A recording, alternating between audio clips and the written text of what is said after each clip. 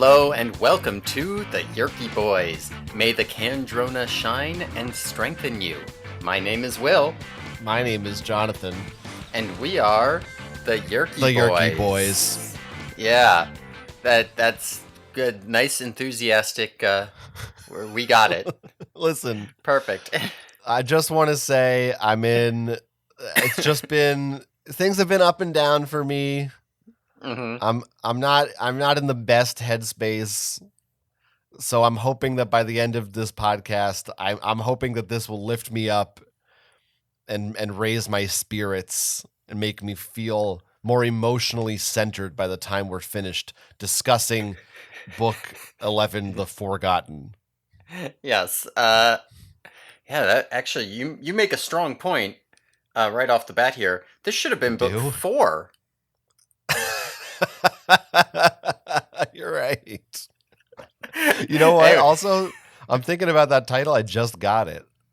Oh, you just got it. I get why it's called that now. Yeah, we'll talk about that at the end. I don't want to get too deep into The Forgotten because I have a couple of notes about last book's episode. Oh, yeah. Let's hit that before we dive in. Just a couple quick things. The first thing is you weren't sure if Frisbee was a brand name or not. Oh, yeah, it wasn't. Greg wrote in. Thanks, Greg. Greg said that it is a trademark. He said still was last time he was checking out brand names of, and then he put in quotes, discuses. So this is as of whenever the last time he checked, which was not when he wrote this email, even though he was on a computer and therefore had access to Google and was thinking about it. That's right. Okay, just making sure. We use email, but we're all still treating it as if we don't have access to the internet. It's like just a replacement for a letter. Right. Here's an anecdote, not verified, but it's my personal experience. Yeah. We'll run with that for now. Yeah, I believe it. And the other note I just wanted to make was I didn't get the chance to say this last episode, but the book 10 was called The Android. Right. And I just wanted to say that I know this may be a kind of a hot take, but personally I do prefer it to the iPhone. Yeah, same. That was all. For all you listeners, just be aware we are a pair of droid beards over here. Okay. Yeah, all of our copies of the Animorphs books have green text. Right. That would have been great in the Android episode, but there wasn't time in that episode. In this episode, we got plenty of time. For sure. There's no way we could possibly go over time. It won't happen. It's never going to happen. No way. Funny you mentioned time, huh? It is funny I mentioned time. We might talk a little bit about time in this episode. For anyone who sort of remembers Animorphs, this is the first Sario Rip book. And for those of you who don't remember Animorphs, that doesn't mean anything to you. I mean, having read it, the fact that this is apparently the first Sario Rip book, that's really it's not the last time a Sario Rip is used. I might be the last time in a main series book. I'm not sure. I honestly can't remember. Well, we'll get into that. Yeah, we sure will. Oh, sorry. One other thing. About this book though. This book did come out. This is book number 11. Yes. It was released in 1997 in September. So technically that makes it a 9/11. That's true. This book is kind of like the 9/11 of the Animorphs series. Huh. Yeah, you'd think that would, involve the TGS tower or whatever, EGS. Right, EGS? the EGS tower. Right. But maybe that's why we never see it again. Just wait until they fly a plane into it, and then, My new headcanon is that on 9/11, the terrorists also hit the EGS tower. It was the 6th plane or whatever. The Pentagon, and yeah. In our Okay. universe, it crashed in an airfield in PA, but here it hit the EGS tower or whatever. That's right. Well, now that people definitely know if they do or don't want to listen to this podcast, I think you go ahead and run with it. Yeah. I'm feeling better already. What can I say? Good. 9/11 will do that for you. So, Book 11, The Forgotten. On the cover, we have Jake morphing into a jaguar, and it says, "Nothing is what it seems." That's right. Italics and then 4 dots, of course. 4 dots. Always got to have the 4 dots. And on the inner cover, it says, "Here, kitty, kitty." So, Yeah, they didn't really like. Sometimes they go for a little wordplay or a pun. That's not really either. No. It's just a thing. No. This I mean, jaguar on the inside is pretty majestic, but I don't know. It feels a little bit too normal. Like, I feel like usually in these pictures, the perspective feels kind of off. It feels, I don't know. This one, it looks nice, but it doesn't like stand out visually to me relative to some of the crazier ones. Yeah, even on the cover, maybe it's just because I'm used to seeing furries, but like none of the morph transitions are particularly horrifying. Yeah, it's a very bland. Yeah, second face Jake. Well, I'm just thinking his posture. He's like all slouched over, kind of caveman like. He doesn't look.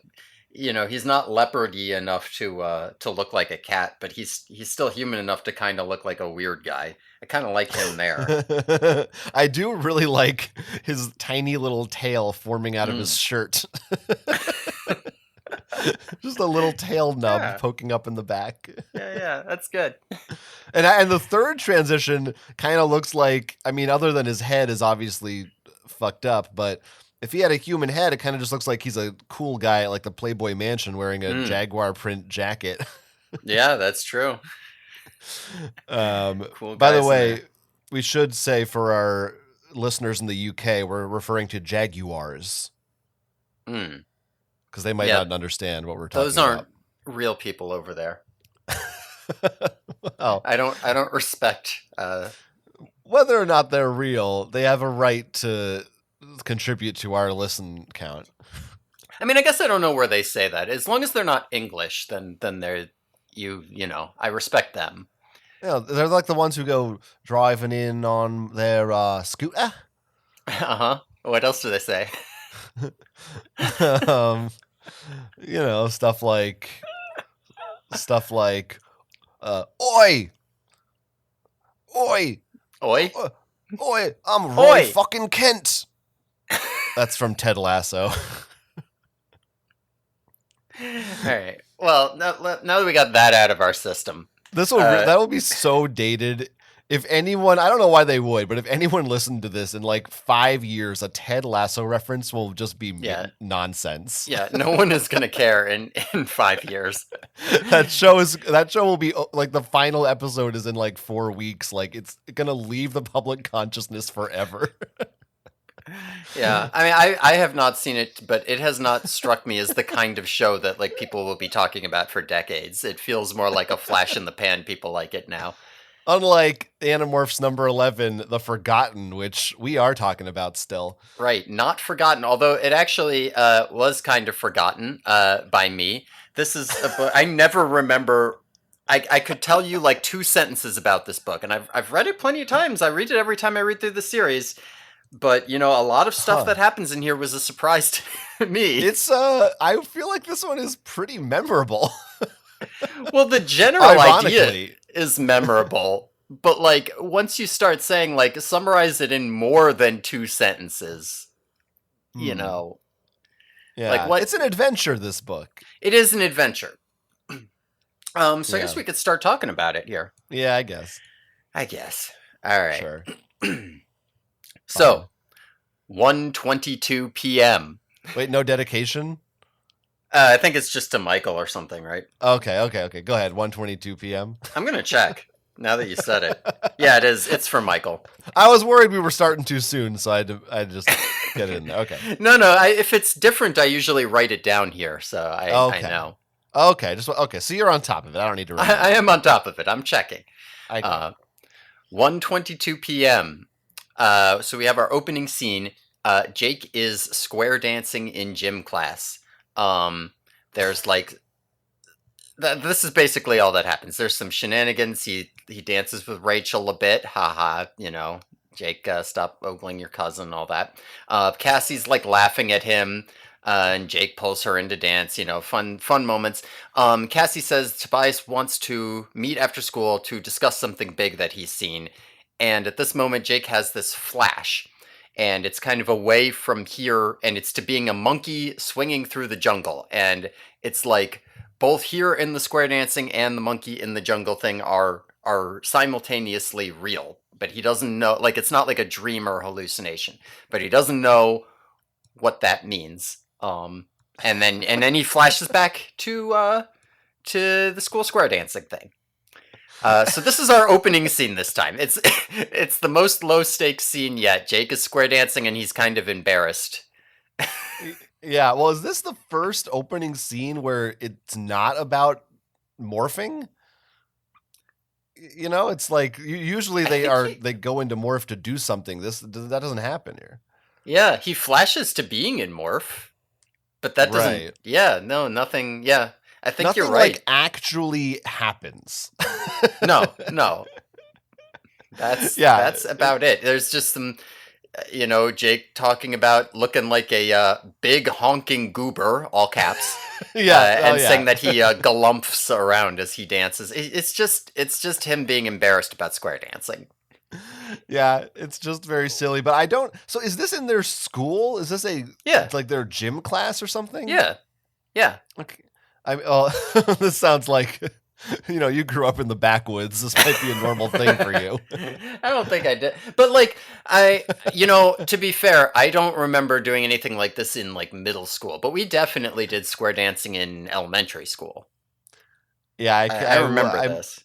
I did not ever do a square dance in school. This is a thing I've only seen on television, like having two dates at the same time and having to run between them. I feel like it's a thing that's not real. But also, I'm just confused because as Cassie comes to watch, she comes by to watch, and then Jake pulls her into it for fun, and I'm like, well, wait, what is this school like? What's happening where kids can just come by and hang out and watch if they want, and then Jake just like, hey, now you dance, but you're not actually in this class right now. Like, shouldn't Cassie be in science or something? I don't understand where's the teacher here? What's the scenario? I I'm didn't trying to get it. remember how this worked in middle school. I know by high school there were like 3 different lunches, which meant that everybody's classes were sort of shifted in the middle of the day. So if it was like that here, then maybe she's in between classes, but he's in the middle of one, and so she's walking. But I That don't feels actually know too that like this middle makes school. I don't sense. feel like they did that. Maybe some middle schools, Yeah, I but feel like they didn't. I feel like they shifted it by entire grade in middle school, right? Like all the seventh graders did one thing and all. yeah, But I might be wrong on this. My memory's not that good. yeah. I I don't mean, know. also by the Or time I was in late high school, sometimes I knew people who sometimes would just be like, "Yeah, I have that class, but it's not a real class, so I just don't go to it. I just walk around." But I don't think yeah. they did that in middle school either. I also thought maybe this is an elective. Maybe this is like after school he has to go to a dance class. It's But 1:22 p.m. though. oh, you're right. I was just gonna say they don't really give you any context. But I mean, people don't know why you said that yet if they didn't read the book. But Yeah. that's in the book. It's Yeah, so 1:22 p.m. so every chapter starts off with a timestamp in this book. Yeah, it's And a lot like It's Always Sunny in Philadelphia. The beginning of each episode, it's always 3:33 on a Wednesday. Ah, now this Yeah. this this time stamping, for just a heads up for you viewers, it might be a little bit of foreshadowing for what's going to be happening in this book. Yeah, it could be. Could Could be. I be. thought at first it was like some kind of a glitch in my copy of the book. Right. Well, this is what happens when you don't have the physical copies. I know. Physical media, folks. Right, an Physical old head. media. You can have all So, your yeah. Blu-rays, and I'll have all my books, and Together, we yeah, are losers. that's right. Now, I kind of had a thought during these monkey flashes. Yeah. that it turned out like was later fulfilled. So I'm just gonna not say it yet, but I will say I was reading these monkey flashes and I was like, man, monkey flashes. And then the book was like, yeah, you're right, monkey flashes. So keep that in mind. I don't know what that is, but I'll keep it in mind. Not Yeah. entirely sure what you just said. No, well, it's sort of like if you listen to this episode again, you'll get it. Okay. Okay. I'll keep it in mind. You should have, man. We should have started recording at 1:22 p.m. Oh, that would have been smart. We could have seen. I'll release this episode at 1:22 p.m. Okay, I'll trust you to do that. No. I'll release it at like 20. Like it's got to be like 12 minutes earlier, so that if you start listening right when it comes out, you'll hear you say 1:22 p.m. as it turns 1:22. Are you sure you don't mean like 28 minutes? This is going to be our longest episode at this rate. No. We have to get through the square dancing, which is 6 pages or so. Now that we're done, now that we've really dug into the square dancing, we can move on. We can move forward to 3:08 p.m. So after school, they morph Bert, and Tobias takes them over to the grocery store, which is where the big thing that he wanted to talk to them about was. The store is undergoing these repairs because there was, quote, a fire, unquote. But from the air, you can see that something really big, like, skidded in at high speed and fucked the place up, right? Put a big hole in the wall and everything. And they see Chapman is in charge of the cleanup crew. And there's guys with, like, machine guns, and everyone there looks, like, scared, like maybe they fucked up big time. So there's some kind of yerk thing going on. And they ask him, "Oh, what should we do, oh fearless leader?" And then flash again. Jake is in the jungle and he's staring down a jaguar. And then flashback to where they are here. So they, he makes the call tonight. They're going to come in and they'll investigate using fly morphs. Because they will have to morph like across the street to get in there. Whatever. It's like a whole thing. But the point is they gotta act fast because they don't know how long this is. They don't know what's going on. They don't know how long it'll be before it's cleaned up. Right. So this is our little bit of a setup for what's, or it looks like it's going to be the setup for what's going on in the book. Yeah. In a way, it is, I guess. And when they go home to morph, and Marco makes sure his dad isn't home by saying, "Hey, Dad, I'm going to change all the settings on your stereo." Yeah, which is pretty funny. That. What he should have done is change the thermostat. All the dads in the neighborhood would have come over. See, when you're an old guy, your nephews or whatever, they'll be coming in. "Hey, John, are you home? I'm going to turn on motion smoothing on your TV."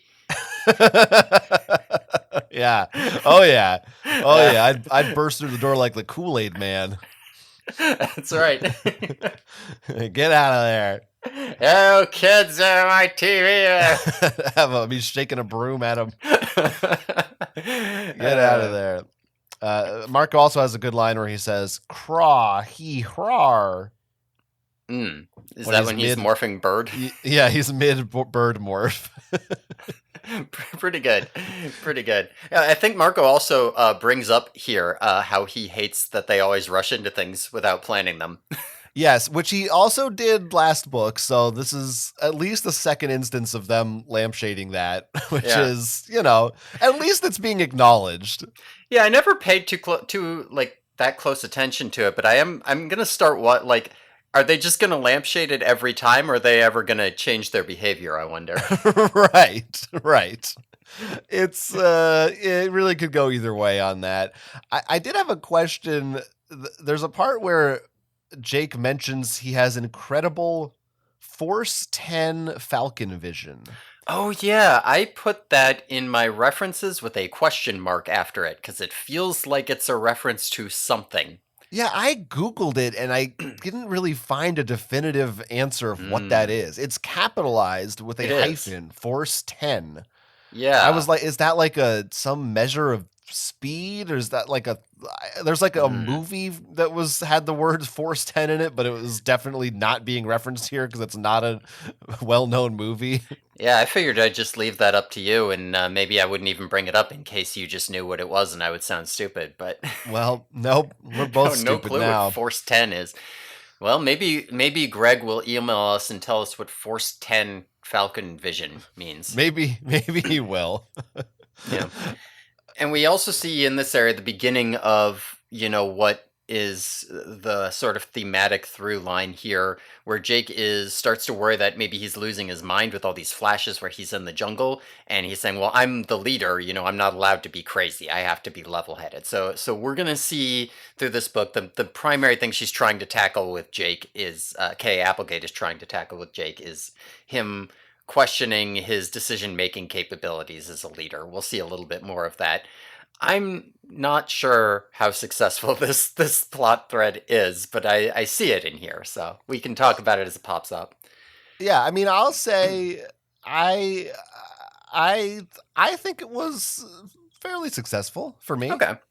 I think it uh and maybe I don't know, maybe I won't, like you said, maybe I'll wait till we get into it, but I thought that overall this Jake, as Jake books go, in Hmm. terms of the Jake characterization, I Hmm. feel like this book was maybe the closest so far to giving him one.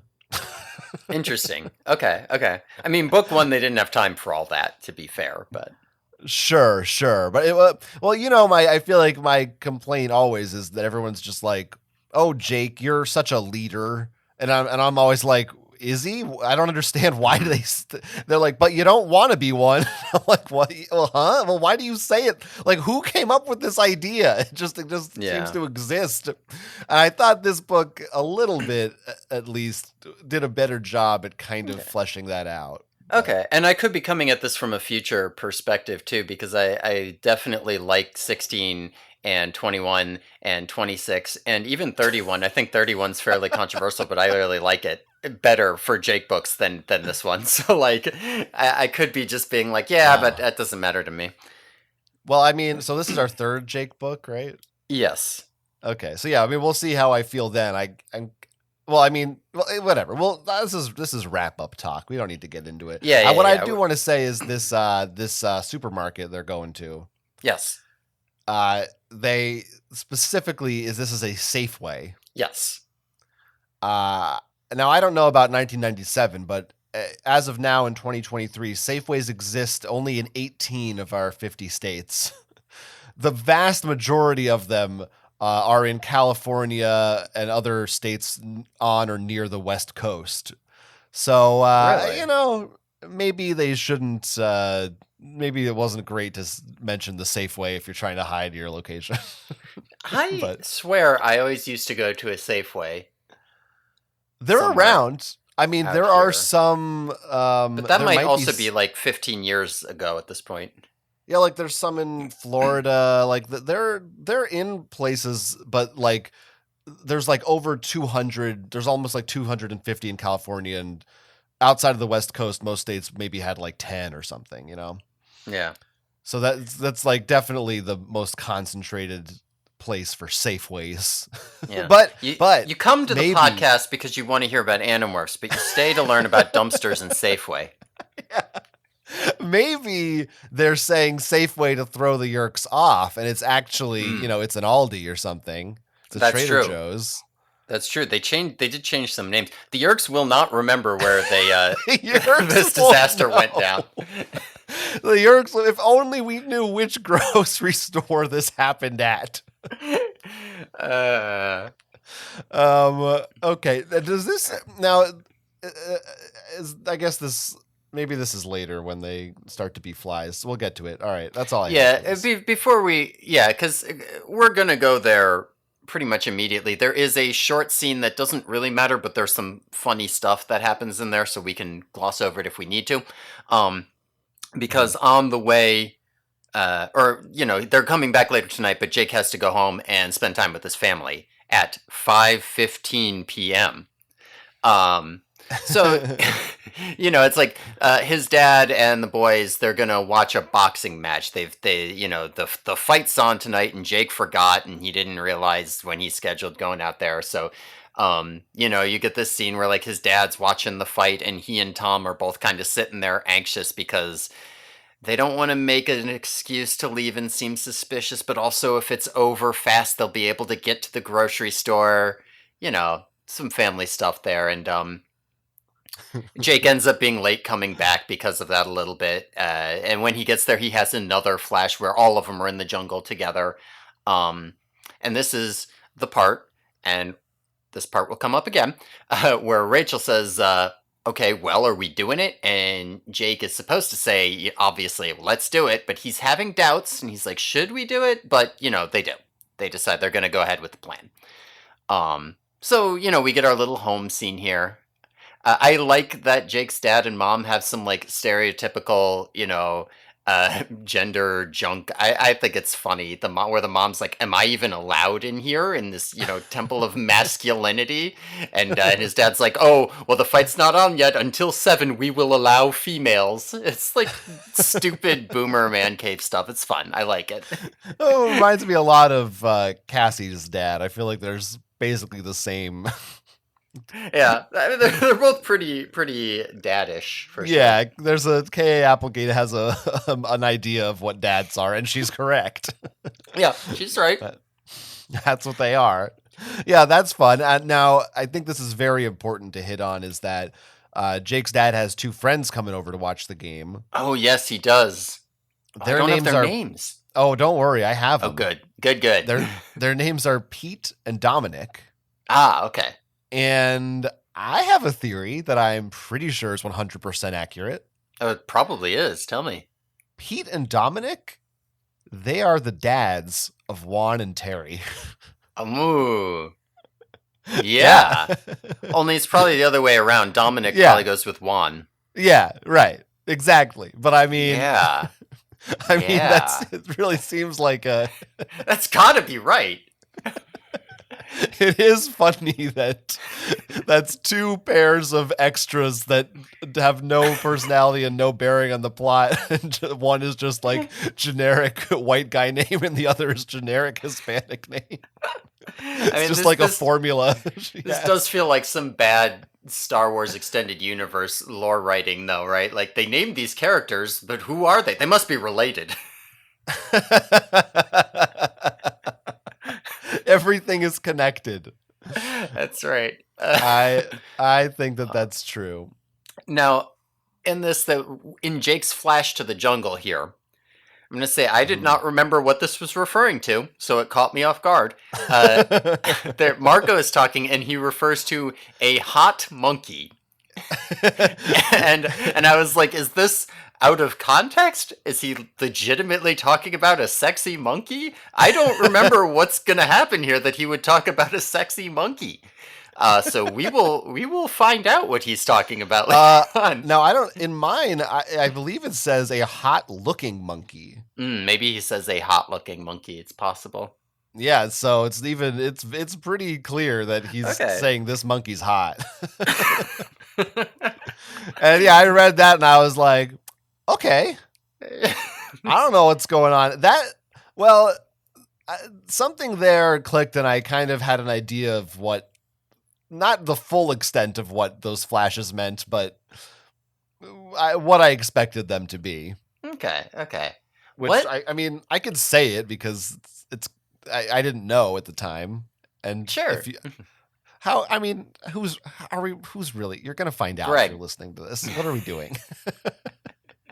What are we doing? Who are we protecting? I was like, oh, is this in the future? Mm-hmm. That's what I thought. Are we going to get to go to the jungle? And I was kind of interested in that. Yeah. Yeah. Well, this is for people who want to know your new experience. So, like, if you didn't see it coming, we got to protect that. But if you did see something coming, we can bring it up, I think. Yeah, and then I don't know if it was here exactly but like within the next part, before they get into the supermarket, my theory was I thought there was going to be like a teleporter in there or something. Mm. and that was they were gonna go through like a wormhole to the jungle. Yeah, that could have been cool, I guess. Hey, well, hey, maybe it'll happen. Don't tell the Oh, that's listeners. true. Maybe, yeah, maybe. Uh, and Jake also talks to Tom in this scene a little bit. Yeah. His brother with a Yerk mother. I tried to do something, and I think he succeeded. I just thought like this kind of happens every time he talks to Tom, but Tom says some stuff and Jake comments on how it's just something the Yerk pulled up from Tom's brain, and it occurred to me that a Yerk accessing someone's brain kind of like Chat GPT. It's kind of like the Yerk is kind of going on Chat GPT and is like, what's something funny I can say to my brother as a human? And Chat GPT is like, call him a bozo. It's like nailed it. That's good. I'm trying to help relate. I think what's interesting is the juxtaposition of a young adult series from the 90s with the modern technology of now. I'm trying to explain how just because something is from the past doesn't mean it's not relevant to today's events. That is pretty interesting. It's especially interesting because you used the word juxtaposition. I think that really elevates my interest levels. Yes, well, the thing about juxtaposition is that it means two things. It just means there are two things that happen. But there's a fucking X in that word. That's true. A J and an X. That's a Scrabble word right there. Yeah. Oh, are you kidding? If you can make juxta, I mean, actually, that seems like someone would have to make position, and then you'd have to add juxta onto it. Yeah, I mean, if I'm sitting there and I'm looking at my Scrabble letters and they spell out juxta, I'm thinking to myself, I'm fucked. There's nothing I can do with that. Yeah, unless you're playing Spanish Scrabble, and then maybe it's like hookda, hooksta. Do other language Scrabbles have different numerical values on the letters? They must, right? Interesting. Maybe they do. Yeah, I don't know. I just assume everyone just plays in English because it's the master language. That would make sense. That's what I would put in the rule book. Now, I want to loop back to this hot monkey thing just for a second. Please. For some reason, what the hell is the name of the Kong that Donkey Kong is dating in that cartoon? Where Candy they sing Kong. What? Candy Kong. Okay. Now you say in that cartoon. Candy Kong is from the games. I mean, sure, but I'm specifically thinking of the Love is Stronger Than a Golden Banana song. It's like in my head now. It's stuck there.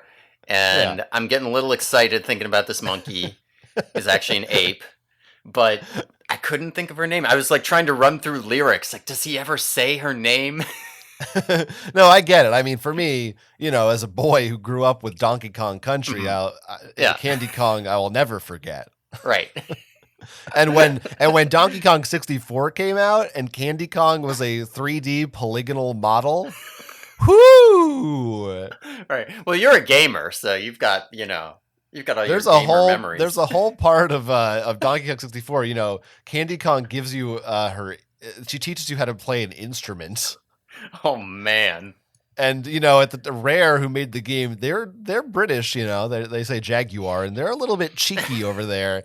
And they would play like this saxophone music, and she'd be like, "Let me teach you how to use your instrument." It was real sexy. That explains some things about you. I'm so glad. Anytime awakenings. I have a chance to talk about Kongs, I'm happy. So yeah, well, that's our next podcast. Is the Donkey Kong podcast? The Kongcast, yeah. The Kongcast. You really know how to bring up my mood.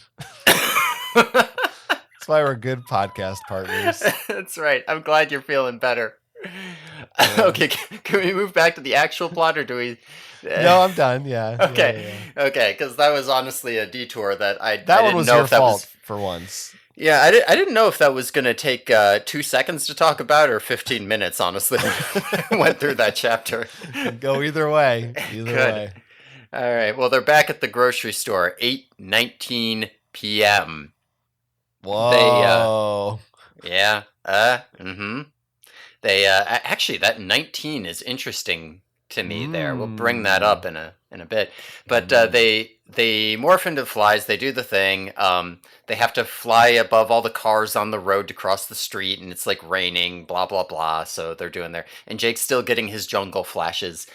They get to the grocery store and it's a bug fighter that has crashed into the store. That's what they discover when they go in. um, Yeah. is the new prototype bug fighter. It's like faster, better weapons, but when they were testing it, they accidentally crashed it into the store. And they hear them talking about it, and the Yerks say, "Okay, we need to get this thing out of here in a few hours, right?" So they're like, "This is our chance, right? We won't be able to come back here." And they say, "Why don't we just steal the thing, fly it out of here, and go park it on the White House lawn, right? Then everybody will know there's Yerks. They can't cover that up." So that's Right. that's their plan here. Which I is a pretty dramatic plan. I honestly like it. Like I Yeah, love how yeah. all in it is. It's like you don't have time to plan or do anything. You got 2 hours. What should we? Okay, fuck it. We're gonna take it. We're gonna put it in front of the goddamn president. Yeah, I mean, what's crazy about it is you're reading this, you're just like, yeah, book 11, and you're like, I mean, if that actually happened, like that would be the biggest thing to ever happen in these books, you Yeah, know? Like yeah, usually it's like, let's weaken them a little bit, and this time it's like, let's just fucking expose them to the world, you know? yeah, yeah. It's pretty a big leap. Yeah, I mean, it is also worth thinking through, like, and I suppose part of this is that they don't have time to think through the consequences, but it is like, this does not end the Yerk invasion. What it instead does is lead to immediate open war, which, is probably good. If the Yerks don't want open war, it's probably better to do that, but, like, it's not, like, this is not the ending of suffering from the Yerks. Yeah, it also makes me think that like immediately if this happens, like the Yerks just kill half their controllers and like bounce, you know? Like it's not like that's a possibility. Like it just Yeah, feels like I mean everything they do it feels like constantly anyone with a Yerk in their head is in danger of just being killed at any time. yeah. But, good plan. A good plan. I was also wondering, since they had to cross the street, why didn't they morph chickens to do it? Um, That's funny or that yeah. other option was frogs. I was thinking. Oh, yeah. Yeah. Both of those would have been really good. I did think that while they were crossing the street, that they turn into flies, and I did for a second kind of I was a little bit confused, and I kind of said to myself, "They fly now?" I was like, "Oh." That makes I read sense. the next part, and I said, "Oh, they fly They now." fly now. Yeah, they So do. so there was that. Jake gives us a lot of info dump on the science of flies. Hmm. And I did wonder if, like, has he just researched all this post fly morph because he found it interesting, or does he just have this innate knowledge about bugs? Like, Yeah, I mean maybe. that's kind of true for any time the characters do this. And Jake was the guy who looked some stuff up on the internet a couple books back, right? Maybe he Oh, looked some okay, stuff up on the internet about flies. okay. So maybe he knows. It's No, possible. no, help me references Oh in yeah, this. what's up with that? Yeah, drop the ball on that one. There is a Yeah. part I was sort of confused about also that I think made Axe is maybe a little bit dumb sometimes. That's, yeah, reasonable. They're flies and they're like there's a bunch of cars and they're like we got to avoid the cars and Axe is like, "Oh, why?" Like Axe understands physics. You don't need to know what a car is to know that if it hits you Yeah. you're going to die. Yeah, I don't know. X is a little savantish, maybe. He gets all his high level Andalite concepts, but sometimes simple things you just blow right past him. He also, of course, he's always talking about tasting food, and we've talked about this plenty. But I did wonder. Now I know Axe isn't like the biggest morpher ever, but are we to understand that the majority of creatures on the Andalite homeworld also don't have mouths? Because if they did, wouldn't you think they would understand taste a little bit if they could morph into things with mouths? Like, is that a common trait of other species in the galaxy? Yeah, I don't. Well, I mean, I think Axe only has at most like two morphs from his own Right. world or But something. wouldn't he at least, like, it seems like he doesn't even understand, like, he never even heard of tasting anything. You Yeah, know? and it does seem a little odd that he also doesn't go crazy in other morphs on the planet. Like, it seems like the implication is that humans go far crazier for food than most animals do, and I will Yeah, that's admit, I'm not true. sure that that is accurate. Yeah. Yeah. Yeah. Just a Like, thought. you do make a strong point. I think they have eaten like garbage and poop and stuff as flies at this point. Like one of them has to have done it. And has Axe is Axe not here? Like, oh, this rotting garbage. Oh man, I'm going crazy. The fly. Oh, you haven't lived till you've experienced eating rotting garbage as a fly. Right. Yeah. Yeah, He it is should be. weird. He should be. I mean, yeah, for sure. A dog, any of those things. Yeah. Um, and this was the part. Now, so I had my theory about. Now I knew it wasn't a teleporter, so I didn't really know where this was going. Hmm. But I did, with more of these flashes, I did then start to question the thing that I was like, oh, wait a second. Perhaps more pertinent question than what are these flashes? Is Jake psychic now? I just was going, is this like a new development? Yeah. Is Jake just going to be having like premonitions now from now on? That's his thing. So Yeah. I I was didn't know. wondering if there wasn't, maybe supposed to be an implication that this was like Elmist shit or something. Hmm. Hmm. Although I think he's announced himself. Who? Or no, he was only there the one time. Yeah, well, like the Elmist like announces himself, I guess, and he didn't do it here. No, he didn't. No. So I don't know. I don't know. I don't know either. I don't know either. But yeah, we're in the safe way. Let's do it. We're in the Safeway. Yeah, it's 8:32 p.m. Um, they get in the bug fighter and they steal it. Right, there's like a whole scuffle of them getting in, and Tobias can get in through a hole in the roof and is distracting them. Whatever. So Tobias is there too. Yay! But they get in the fighter, they steal it, and they're flying off in their bug fighter. Axe is like kind of struggling with the weird new controls, and Jake's manning the weapons. They have like kind of a run in with some military jets. But then they see they're being chased by the Blade ship, and they're like going so fast they're literally circling around the Earth with the Blade ship, in pursuit. Um, and they can't outrun or outfight the Blade ship, so they figure, well, let's just turn, face it head on, and try to get a lucky shot in. Um, and they and the Blade ship fire at the same time. The Dracons or whatever hit, and there's a massive explosion, and the ships go down and they crash land in the jungle. Um, and it's actually the sort of foreshadowed thing here, because well, not foreshadow because it'll come up next chapter, next section here. But on the way Yeah. down, Cassie sees that it's daylight in the Western Hemisphere, which it shouldn't be because it was Hmm. nighttime when they were at the grocery store. Yeah, which is like, yeah, of course Cassie notices that nerd. Yeah, everybody else is like, we're about to die. We're gonna crash land in this jungle. She's like, interesting. The temperature is not what it should be this time of year. I mean, I Cassie'd even make read a that good part. Andalite. She would. She would. I read that and I was like, I was confused. I was like, I don't even understand what she's saying. I was like, I don't understand what this means. I mean, to be I'm a fair, dumb it was guy. hard to get a place because they kept being like, "Oh, we're here. Oh, we're over the Red Sea. Oh, we're over Brazil. Oh Oh, yeah. like because they're Yeah. circling around the Earth over it. Like, Yeah, I mean, this is a wild sequence here. yeah, They're they we're relatively early in the book, yeah, and they steal a spaceship. Like, this has never happened before. I expected them to like sabotage or something. And, like, they're just going for it. They're just like, yeah, let's just get in there, and they do it, and they're flying a spaceship. yeah. Like this was the whole thing in book 5. They were trying to steal a bug fighter to get Axe back home. And they failed that time. Like they just couldn't do it, and that's how that whole thing happened. They got captured. Here, they just do it. Yeah, and it rules. It does. It's awesome. I'm Yeah. into it. I'm like, give me more of this Yeah. space battles. And it's fun when they're like going past like the F-16s too, and they're both just like, Yeah. the fuck is this thing? Unidentified vessel, please respond, and then they just blow past it. It's good.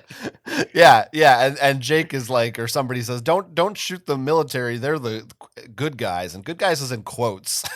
I wasn't sure. I mean, I don't think it was meant this way, but I like to read that as Jake being like, they're like the good guys, I guess, technically. Hmm. In I this think situation. Jake is, I think, very pro-military.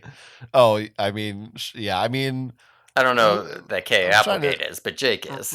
Right. I'm trying to think. Axe is definitely pro-military. Oh, Obviously. for sure. Yeah. I don't know about Cassie.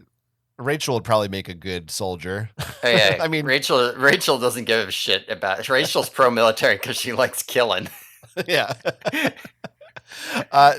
So we get a little bit of insight into how the ship works, kind of. Oh yeah, X uses the phrase psychotronic controls at one point. Yeah, there's like a combination of physical and mind controls. Yeah. And Jake is using the cannons, which apparently there's a joystick with a red circle to aim, Yeah. Basically just how you would think one is. And this is how you really know that K.A. Applegate is not a Star Wars fan. Mm-hmm. Is that Axe says use a combination of moving the joystick, but also use your mind. And nobody makes a use the Force or trust your instincts joke. Instead, Marco does a full-on Star Trek reference. So, yeah. No, that's true. It's true. And there's no. This is a perfect opportunity for Jake to shoot down a bug fighter, and Marco to be like, "Great kid, don't get cocky." all kinds of stuff could happen. It's perfect for no. Marco could just go. Not into it. Oh, I liked that. I liked that a lot. Yeah. I had a question. What kind of fuel do these ships use? They never mentioned like what if we run out of fuel or like I mean they travel in the span of well I don't know how long it takes technically but a short span of time they travel miles and miles of like to a different country. Yeah. No one's ever like what if we run out of fuel? Yeah. It is worth noting last episode Marco was like, well, maybe Eric runs on nuclear powered. Nax is like, ha, nuclear. Yeah, that's a good one. Oh, you're serious. So whatever it is they run on, it's something way advanced beyond anything we've ever figured out.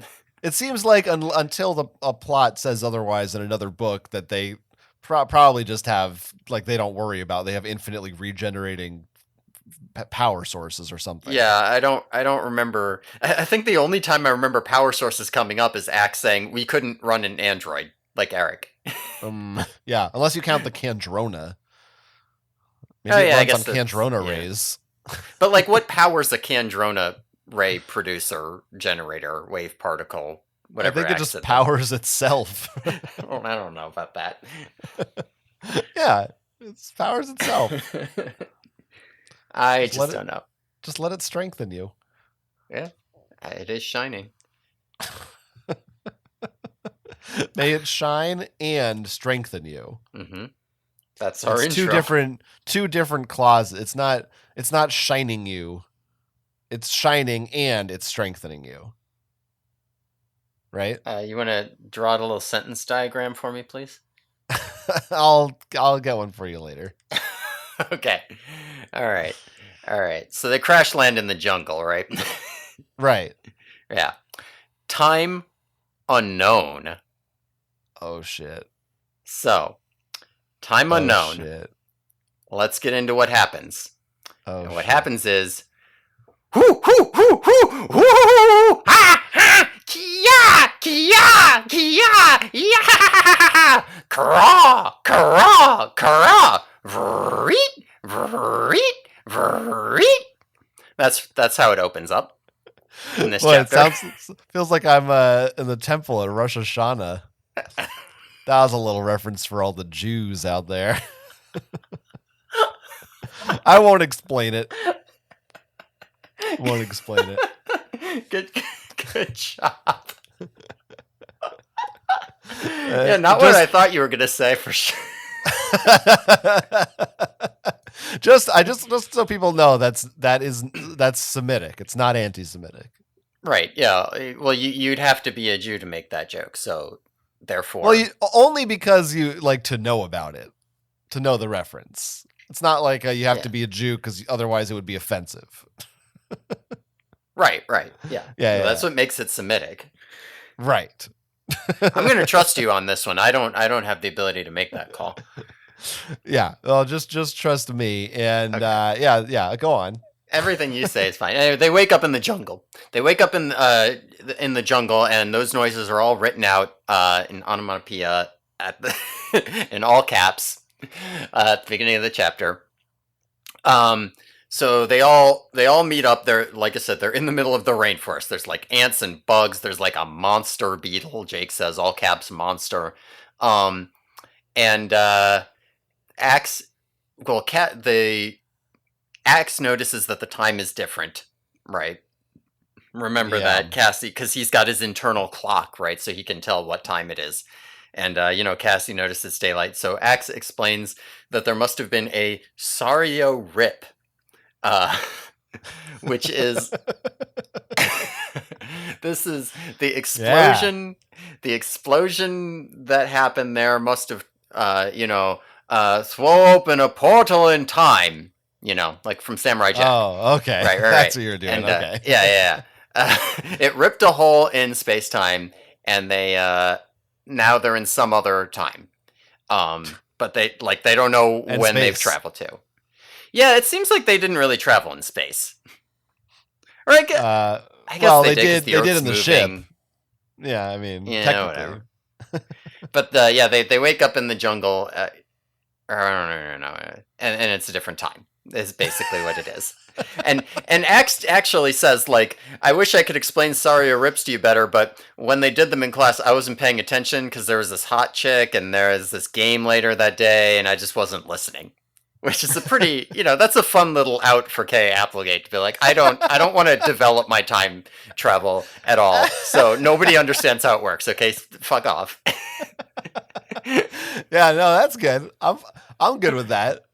Yeah. My only question is, what is the game that Axe was thinking about? Like, is there like an Andalite Quidditch or something? Like, I believe later on there is an Andalite game called Driftball that is referred to. Holy shit! I think I might be getting this wrong, but How could you be getting it wrong? Maybe Driftball is from something else, but I'm certain there is an Andalite game. And I think it's called Driftball. So disappointed if there's no Driftball. All right, you know what? I'm going to Seropedia and I'm typing in Driftball right now. One word or two? I'm doing one word, but we'll see. Uh-oh. Let's do 2 words. Oh, no. No. What the fuck is Driftball? What's taking so long?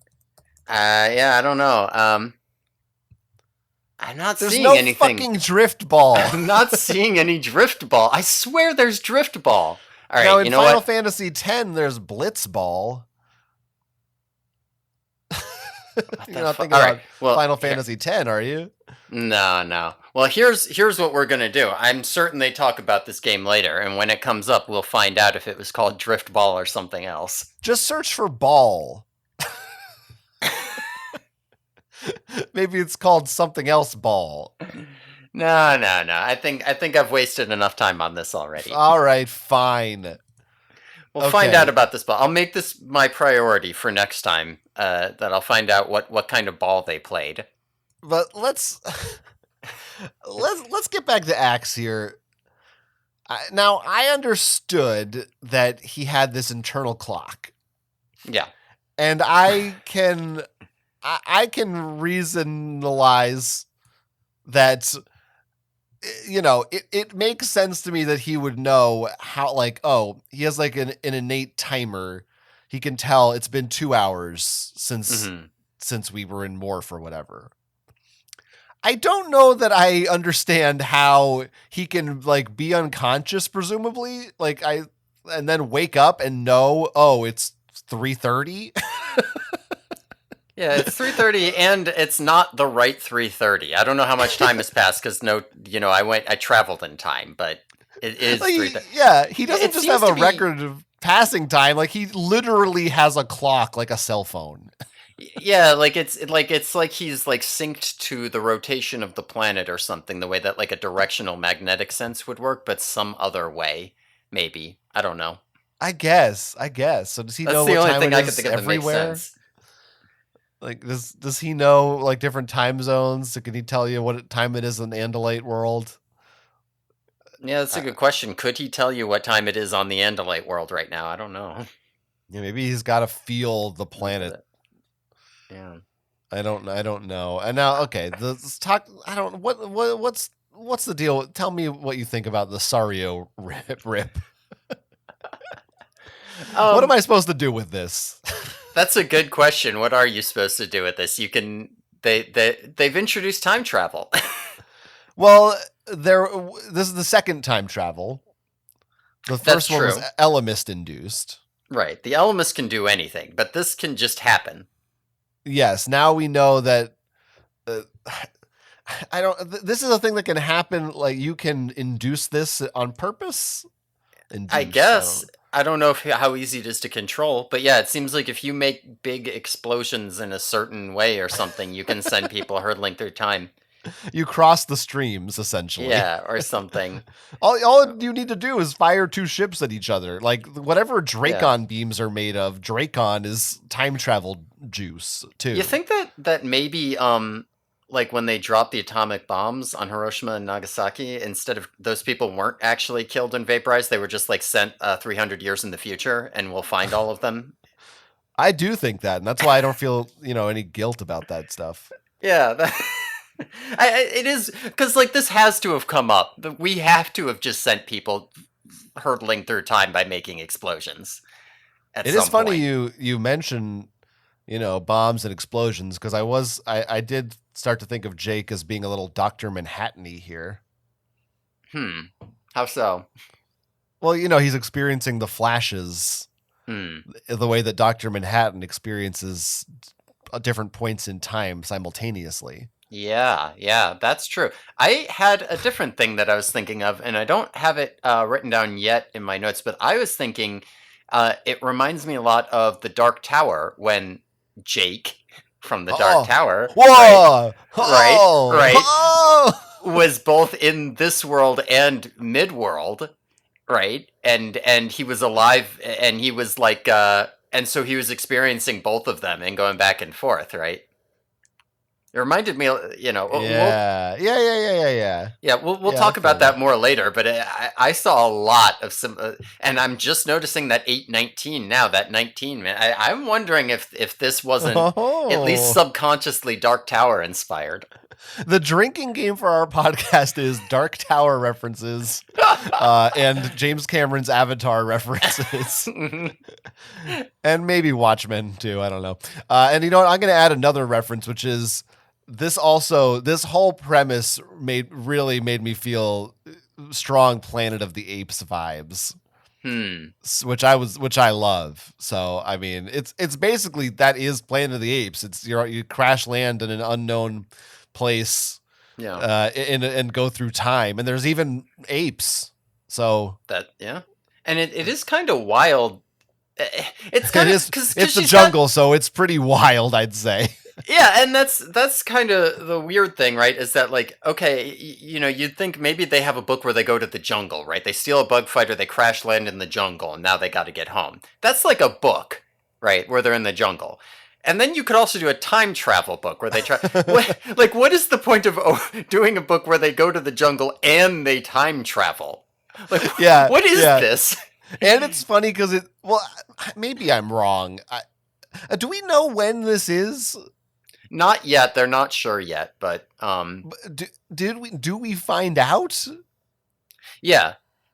So, and I'll just say because they figure it out eventually. But So Jake tells them about his flashes at some point in the future, and Axe says, "Oh, those flashes are because you're experiencing both times simultaneously, right? Um, Yeah. so like whenever you had that flash in the future is when you were having that flash right now, um, which so we couldn't have gone back more than like a day. Right. So that just adds to it that you introduce this crazy setup for time travel, and they only travel a day. Yeah, It's not like they go to the past or the distant future. yeah, and they actively like can't meet. There's rules on it we'll get to, but like it's literally just like they go in the jungle so they can't affect anything with their time travel. But that like now they're Yeah. in the jungle. Nothing outside of the very end, basically, which is a big, like, the meat of this book. Nothing would change if you just removed the time travel part. Yeah. They could have just crash landed here. Like, that's it. Yeah, if they had just ended the book with like they beat the Yerks and get into a ship and fly it back home, but they can't do their White House thing for some reason. I don't know why, but they get Yeah. back home, or like they stow away on a smuggling plane or something. Yeah. But I I mean, don't know. I liked it. I liked the time travel, so Yeah. it's fine. Well. I have some feelings on how the Sario Rip is used in this book, but Okay. I can't uh, wait to talk about them. we'll get there. So yes, 1:22 p.m. again. That's what it says at the Again. beginning of one of these chapters. We Let's see. So there's Hork-Bajir coming, so they have to leave from where they are. They can't get back in the bug fighter and fly because the Sario Rip has like wiped its software or whatever. The Yerks could restore it maybe. So Jake's like, Axe, you stay behind and disable the bug fighter. We'll run. So Axe is like, okay, I'll come. I'll take the computer out of the bug fighter. Um, and we get some more Jake lamenting, "Am I making the right call? Am I leaving Axe to die? Whatever." They have to double back and save him, because Hark-Bajir are coming after him. And Jake starts flashing forward in this fight. Um, or not forward, flashing back to school, which is simultaneous, I guess. Um, Yeah. yeah, and after they all do their fighting, they do save Axe. They drive off the Hork-Bajir. Some stuff happens, whatever. But they find Rachel in her bear morph. She's lying unconscious and all cut up from the Hork-Bajir, bleeding out. And she is being eaten by ants. And it is like I didn't really remember this scene until I started reading it, and then I was like, oh yeah, I remember this. It's a pretty graphic scene. The ants are like gonna crawl in and eat out her eyes and tongue. She's like covered in mounds of ants. Uh and they don't know how to save her because she's too heavy to move, and whatever, and she's unconscious. So Jake like rips bits of like bloody bear flesh and hair off of her and makes a trail to a neighboring ant colony. So the neighboring ants follow the bear bits, and then fight the ants on her. So the two ants, instead of killing her, they're fighting each other, and that gives Rachel time to wake up, morph human, and then go screaming, run and jump in a river to get them off of her. Which, of course, the river has like piranhas in it too and stuff. It's a ridiculous scene. I mean, when you say it like that, it sounds ridiculous. Yeah. Yeah. No, it's a lot. Is what it is. I mean, it's good. I mean, it's good, quick thinking on Jake's part. He really uses his previous knowledge of being an ant Yeah. to save her by just ripping off handfuls of fur. Yeah. I don't know, would that really work? I don't like with It ants. might. I mean, if you Yeah. leave a trail of bear bits, I bet those ant like that other. As long as you actually found a different colony, oh yeah, they would go to war, and But that it's just fur. I mean, it's got blood on it. yeah, I guess it's got blood on it, but also, I mean, how many? Like, I know we're in the jungle, but how long has she been there? How long does it take for all these ants to get on her and just start eating her? I just don't know. If she fell near an ant mound, I think it probably Yeah, would not take very long at all. And there are yeah. the ant wars in the jungle and the Amazon are insane. Like I actually there's like some crazy ant wars going on like in the United States right now because some species got transplanted out of the Amazon, and because the wars there are so intense, they're just like killing all of the native species here because the American ants can't like compete.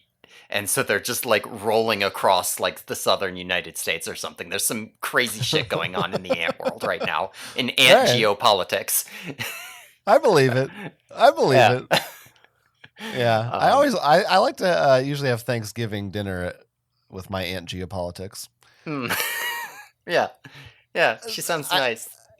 I did sort of think it might be funny in this part if Rachel was like, "Hey, I'm ants in my eyes, Rachel." That would have been pretty funny. Yeah. 'Cause I think Instead, she says, "This is the rainforest everyone wants to save. As far as I'm concerned, they can burn it down, pave it over, put up malls and convenience stores." yeah, that was funny. I respect that. Yeah. Yeah. I respect that a lot. Unfortunately, they learn a lesson later about how precious the rainforest really Yeah. is. Fuck But that. now, there's a few things I have here Yeah. from this Yeah. whole scene. You know, as always, I have things. Of course. There's a part first. Tobias is being kind of a prick. Tobias is having a rough time of it. Okay. Axe is like maybe gonna die. Rachel's being eaten. He doesn't care about anyone else. No, he's just mopey because he can't have fun and be a bird or a monkey or whatever. Like he's just like, I hate being a bird. Whatever. But there's a part where he sees the Hork-Bajir coming at them, right? Right? Is that what's happening now? Yeah, there were Hork-Bajir here. They had a Yeah. fight. Yeah. And he goes, "You happy now, Jake?" Like, what the fuck, Tobias? Because he's worried about Axe. What? This is bullshit. This is not Jake's fault. Yeah, no, I agree. Tobias is being. His feathers are all ruffled. I would say that to him every time just to piss him off. Yeah, tail feathers grow back, Tobias. Exactly. Now, I thought this was another part where I thought this feels like the first time Jake really has to grapple with being the leader in a way that feels significant to me. It did occur to me just now that this is kind of exactly the same personal conflict that Cassie has in her last book of not wanting to make the decisions and hurt people because of it. Like that's a little weird. Yeah, well, this is the good thing about Cassie is Cassie can shunt most of that off onto Jake. Let him deal with that. It's weird that it's like, yeah, he's the leader, but also sometimes I make a choice. Yeah. Well, she doesn't like it when Jake's like, "Cassie, what do you think we should do? You're the expert here." And she's like, "No." She doesn't want to be, she's just like, "You're the man, you decide." Yeah, oh yeah. Yeah, that's right. That's what she's like. Classic Cassie. She's always saying stuff like that. Trad wife Cassie. Okay. Now this is I was also surprised Marco and Cassie do wolf morphs. Yeah. You don't think Marco wants to be a gorilla? It is kind of odd. A gorilla would do quite well here, I would think. Yeah, it seems like the go-to, and it's also like one of his best morphs. Weird choice. It's odd, yeah. Very weird choice. Jake actually says his tiger's at home in the jungle, but I don't know that that's always true. Like, I know there's tigers in India, and they would be, but I don't know that they're the same as, like, the Siberian tiger, because that feels like it would be designed for colder weather. I don't know what Jake is. I don't know enough about tiger species. Well, he is orange. Aren't Siberian tigers white? Or is that no? Those are always true? No. Siberian tigers are just bigger. Though there's like albinos though. Interesting. I'm crazy, or in the show does he have a white tiger or something? I do not remember. Or does he get one? For some reason, sometimes in my head I associate it being a white tiger, but maybe I'm just like remembering a zoo book or something. Yeah, I don't know. Okay, but here's the other. I mean, I think I assume you have a note on the thing that you know I'm going to comment on. Yeah, is this about Jake? Because he gets bit by a snake here. Yeah. Yeah, he gets bit by a snake, and he's poisoned, and he morphs out and is no longer poisoned. So we have it confirmed that you can do that, I guess. Yeah, and it's not, I mean, to remind people, this was 3 books ago or something, that Axe bites Visser 3 as a snake, and Visser 3's response is to just jump out of his host's head as a yerk, so he doesn't die. Yeah, and I'm trying to like speculate on the rules of morphing because they're not consistent. So I'm trying to remember which bits and try to figure out what it might. Yeah, no, it's not. It doesn't. Yeah, It doesn't really make time, sense. It's not consistent. Not a single person brings up the idea of just morphing to get rid of the poison. Jake, in this book, immediately, first thing he thinks of, he does it right away. Well, no hesitation. Jake knows the snake's poisonous. Visser 3 didn't know it was poisonous. But Axe would know that he could do it. I don't. Yeah. It just really felt like really adding insult to injury to me that it's not, it's like, again, it's just, it happens so soon after that happened that it's just, that she just expects you to have forgotten that happened. You know, it's just like, it feels like I'm being treated like I'm dumb. I do. Yeah, that's fair. I do feel though that she's still at a point in this book where there's a lot of stuff she's not 100% sure how it's supposed to work yet. Like there's a lot of junk where she's just kind of throwing out ideas and being like, "Is this the thing I want to do? Is that right?" Yeah. I mean, I'm sure that's some of it, but you know. Yeah. At any rate, I felt vindicated. Yeah. So there's that. I don't know if we're ready to move on, but I have to have a Cassie moment about this section. Cassie moment. Yeah, that's our little soundbite whenever we have to do a well actually here. That there's a piranha frenzy in the water when Rachel demorphs, and that's not really accurate. Piranhas that stupid thing where they go frenzy and eat like a whole cow, that's just like not a thing. They don't do that. Yeah.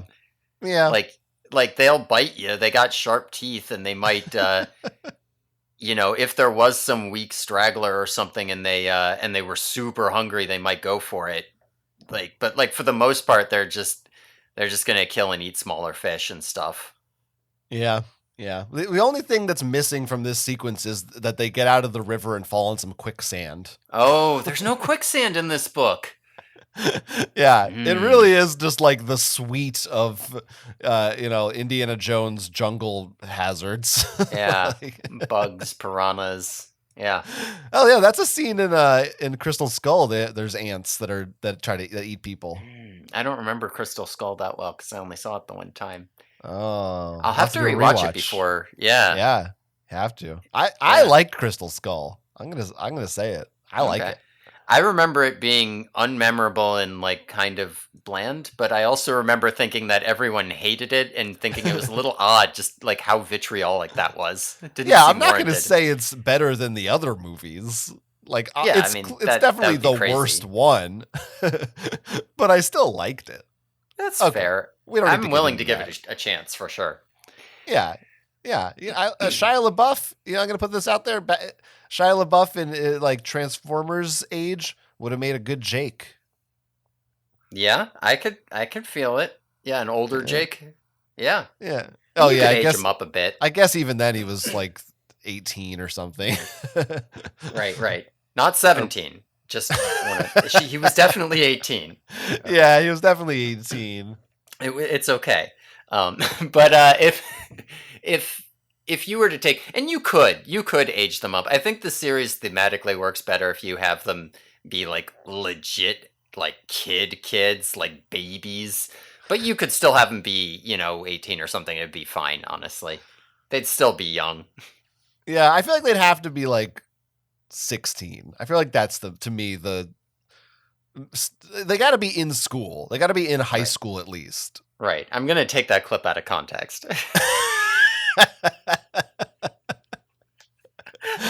Okay. Everyone watching, just clip that. Put that. Yeah, out. Everybody watching. clip that. Watching, yeah, you can watch this. Yeah. Oh, Uh, you're watching. all right. Well, we're at 3:09 p.m. now. Right. Yeah. So Axe shows up. He's got the computer, and he's a monkey. He is a hot monkey, if we recall. He says he is an attractive female monkey. So he lures some male monkeys down for the others to all acquire, so they can all have monkey morphs, right? Now, this is where Axe talks about what he says most of what he knows about Sario Rips, which isn't very much. Which, like I said, the flashes are because there's two of them, they're existing simultaneously, right? But he says that's like a paradox and they're not allowed to exist simultaneously. It's only working right now because they're within the effect of the Sario Rip, whatever that means. But once they're outside of it, then if they both exist, they'll mutually annihilate, right? So if they don't end the Sario Rip and somehow get back to their own time, however this works, before 8:54 when they went back in time, then both versions will cease to exist. So that they have 6 hours. They have less than 6 hours to figure out how to end it. Nax doesn't know how to end it, but Visser 3 should. So they're like, okay, well let's see if we can find Visser 3, right? So they go through as monkeys. They see some Hork-Bajir and they follow them. The Hork-Bajir have like human spotters for unfamiliar stuff, and the human spotter's like, oh, I don't like the vibe of those monkeys, kill all the monkeys. So the Hork-Bajir just start blasting everything they see, but it turns out that Visser 3 has morphed a snake and they almost got him, and he's pissed off at them and he's yelling at them. And when he's yelling, he reveals that to undo it, they need to recreate the rip effect. So they need to like fire the lasers at each other again and make the same explosion or something like this. I don't know. It doesn't make a lot of sense. This is consistent across Sario Rips. It's not even just this one. But so now they know, oops, we disabled the bug fighter so it can't fly, but we needed it to fly, so what are we gonna do? Okay. Okay. Yeah. Yeah. Now, the first thing that I want to bring up here is that, early on in this sequence, they say they have to be careful because, Visser 3 could be any animal just lurking around. Who knows? And later on, it turns out he is. He's just a snake lurking around. This is not in character. When has Visser 3 ever just kind of morphed something subtle to blend in? And like, he should be, not to spoil anything, a giant tree monster with a huge gaping maw and tentacles flying everywhere, for example. That's what he should be here. Yeah. It's crazy to me that was actually a reasonable concern.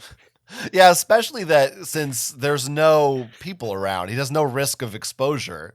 Yeah. He could do whatever he wants, basically, in the jungle. Yeah. There's no rules in the animal kingdom, baby. That's true.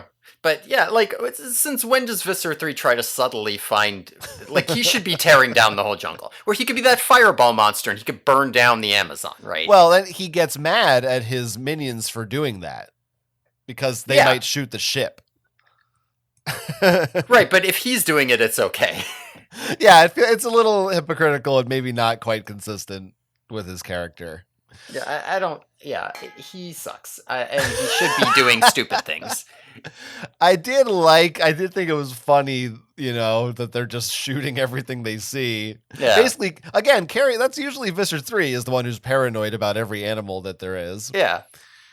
So that's a little weird, but it's funny that the controllers they basically are looking in their host's brains and have to be like, do you know what animals go in the jungle? Yeah. I think there's a point where one of them's like, what about that pig-looking thing, like that boar? I don't think that should be here. Kill it. And it's just a normal animal that's there. Yeah. No, that was pretty funny. I don't know if it was really supposed to be funny, but I thought it was funny. It is good. I do like how often the Yerks have to rely on human knowledge, and it's not like, it's not like they have phones with Wikipedia or something. It's just like, I heard from a guy that this was, so that's my human folklore. I'm gonna trust it. Yeah, that's pretty amusing. Sort of like ChatGPT in a way as well.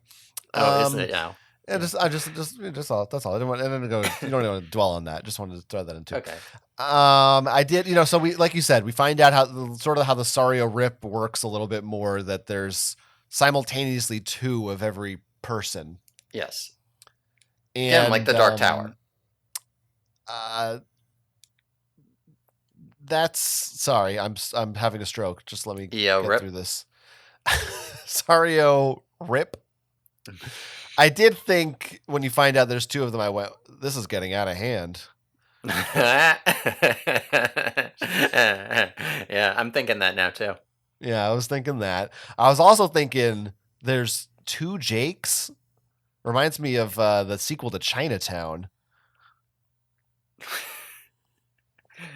I'm glad you have all these thoughts. It's good. It pads out our runtime, so things don't get too short here. Yeah, because there's a sequel to Chinatown called The Two Jakes. So that's what it reminded me of. Yeah. And I also wanted to say that the monkeys, they're real good at flying through the trees. They're a little bit like the Na'vi in a way. Yeah. You know who else should be good at flying through trees actually is Hork-Bajir. Is that true? It is true. Hork-Bajir like trees, and they should be really good at climbing them. And I was thinking about this when I was reading it. I was like, they're slashing their way through the forest like their blades or machetes. They should be jumping through the trees. Huh. I don't know. Yeah. I don't know if she had figured out that Hork-Bajir liked trees yet at this point. Yeah, clearly she didn't know what the Hork-Bajir planet was yet. Yeah, I don't. Yeah, I think she didn't quite. It's becoming formed in her head. We'll see some developments on that, but like we're not. Some of this is kind of dark. I mean, a baby sloth gets killed. Yeah, a sloth and its baby. That's they're just sad. a bunch of dumb animals. No, sloths are cute. Kristen Bell loves sloths. Yeah, I mean, I do love sloths too, but yeah, you're just being a bit of a Cassie right now, you know. I hugged a sloth once. Wow, don't sloths like smell really bad or something? Well, like I would know. And your own musk overwhelms it. And even Jake in this part is like, hey, look, I'm no tree hugger, but I didn't like seeing them destroy these trees. That was fucked up. They went too far. Jake, you're gonna have to learn to be a tree hugger if you want to be with Cassie. Like, there's some points where if you want this relationship to be smooth, you're just gonna have to give in on this point. You're a tree hugger now, Jake. It's just what it is. Yeah, and I'm thinking what they should do right now is just Axe should just morph into a snake and go bite Visser 3 again so his Yerk pops out because he's too stupid to understand poison. That's true. That's true. Although they need Visser 3 because the other Yerks probably don't know how to undo Saria Rips. Like, it's probably Alaran and who knows how to do it, and Visser 3, Visser 3 is asking him. Yeah, I guess you're right.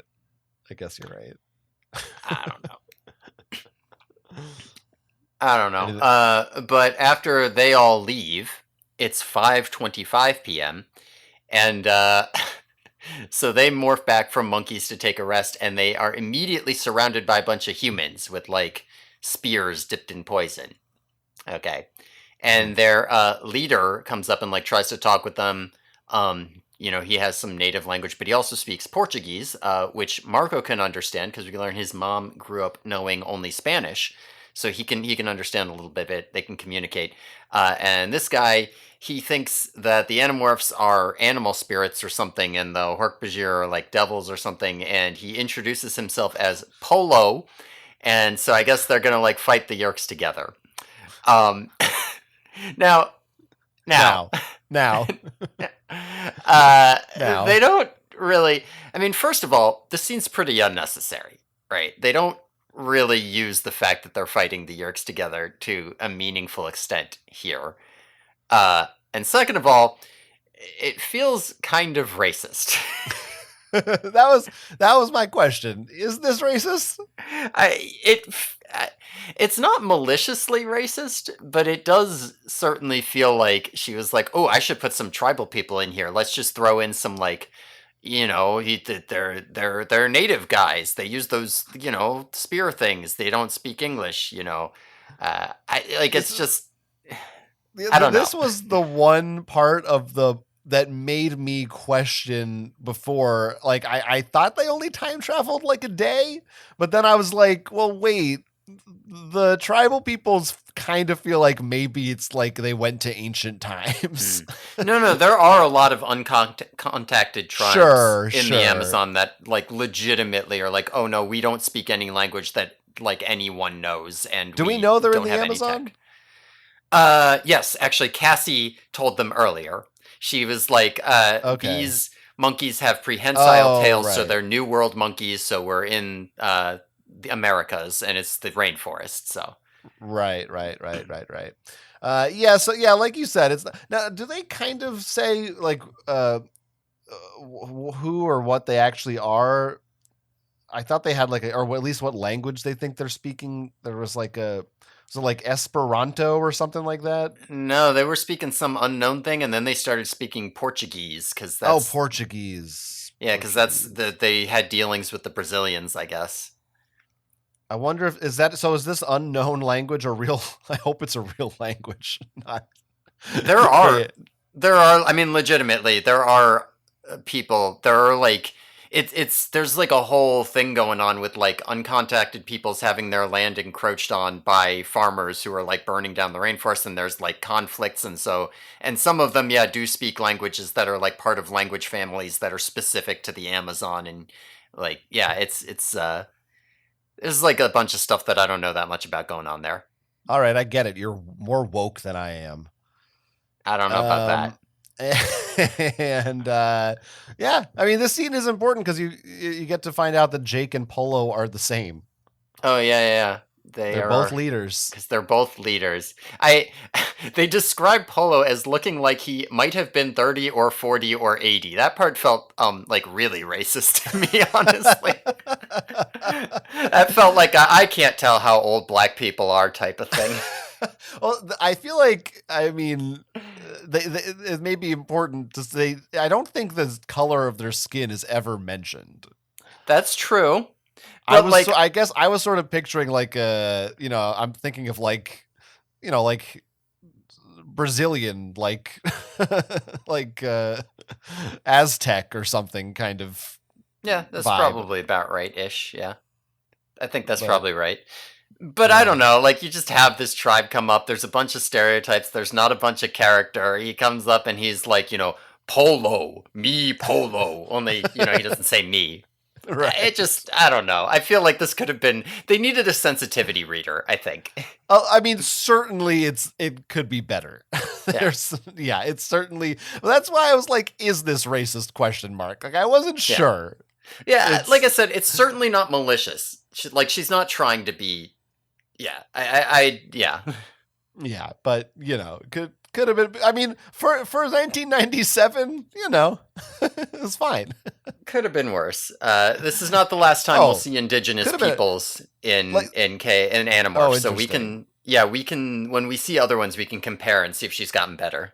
Like I will say that nothing in this made me cringe or go, "Oh, bad Mhm. look," Like it was just like, that's maybe not great, but Mm. I didn't feel like there was anything that was really offensive. But what do I fucking know? Yeah, I mean you're also we're two Well, cishet white guys. We're no, not. no, I'm Jewish, so Yeah.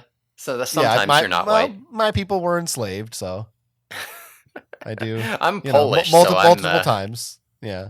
Well, I don't know if Slavs really count as people. So your people have trouble putting light bulbs in. I don't. What is your thing? yeah, that's what we can't do. That's right. And We're you not throw very water smart. on girls on Yeah, during what was it called? on uh Hop Hooplehead Day. I don't know what it's Yeah, called. Dippy Day or something. Yeah, Dingus Day. Dingus Day. Yeah, on Dingus Day, we throw water on girls and dress up like bears. Yeah, look it up. Okay. Anyway, Look it up. Now, in terms of making you cringe, how did you feel when the guy says polo and points to his chest, and Marco says that's either his name or his favorite brand of shirt? no, I love that. That was good. Yeah. He makes a very similar joke earlier Which when one? someone mentions a Jaguar and Oh, Marco's like, "Oh, I love their cars." yeah, yeah. So, like, it's basically the same joke happens twice, and it's good both times. Yeah, I It's worth mean, repeating. if that Marco understands, sometimes you got to tell the same joke 100 times, Yeah, especially if you don't laugh the first time. that's right. Yeah. Speaking of Jaguars, Mm-hmm, uh, mm-hmm. 6:49 p.m. Oh yeah, they're on the cover, huh? Yeah, Like, yeah. Remember how we got promised we'd morph a Jaguar at some point in this book? Most of the way through here. 6:49 p.m. They have rested again. They wake up, and Jake wakes up with the Jaguar like standing right in his face, like he flashed to that before. Woo. So he acquires it to keep it from eating him, and then they all like chain acquire it to keep it entranced while they leave, whatever, so they can get away. They morph Jaguars so they can navigate the forest by night because it's getting dark, and they continue until they see the lights from the Blade ship, where the Yeerks have sort of dragged the Bug and the Blade together. Right, the Bug fighter and the Blade ship are in the same location. Um, and before they go in, Axe drops another crazy bombshell, which is so the question is if they exist simultaneously and that's why they're having flashes, why is only Jake having the flashes? And Axe says it's possible that Jake is the only real person here and everybody else is fake. They're just like memories of people somehow. And that's why they're not having flashes. yeah, So, yeah, so if we didn't already have enough, like, what the fuck is going on? yeah. This was definitely a part where I went, "What the fuck? Holy shit!" Yeah, yeah. It's kind of wild. This She is was doing a some. lot of things in this book. This is like Christopher Nolan, The Prestige, Tenet. Like, there's as timey-wimey for all our Brits out there, they'll appreciate that. Yeah, I don't appreciate that. Yeah, I don't. I didn't like it when I said it, but I do like Jaguar. Yeah, Sure. This it really is.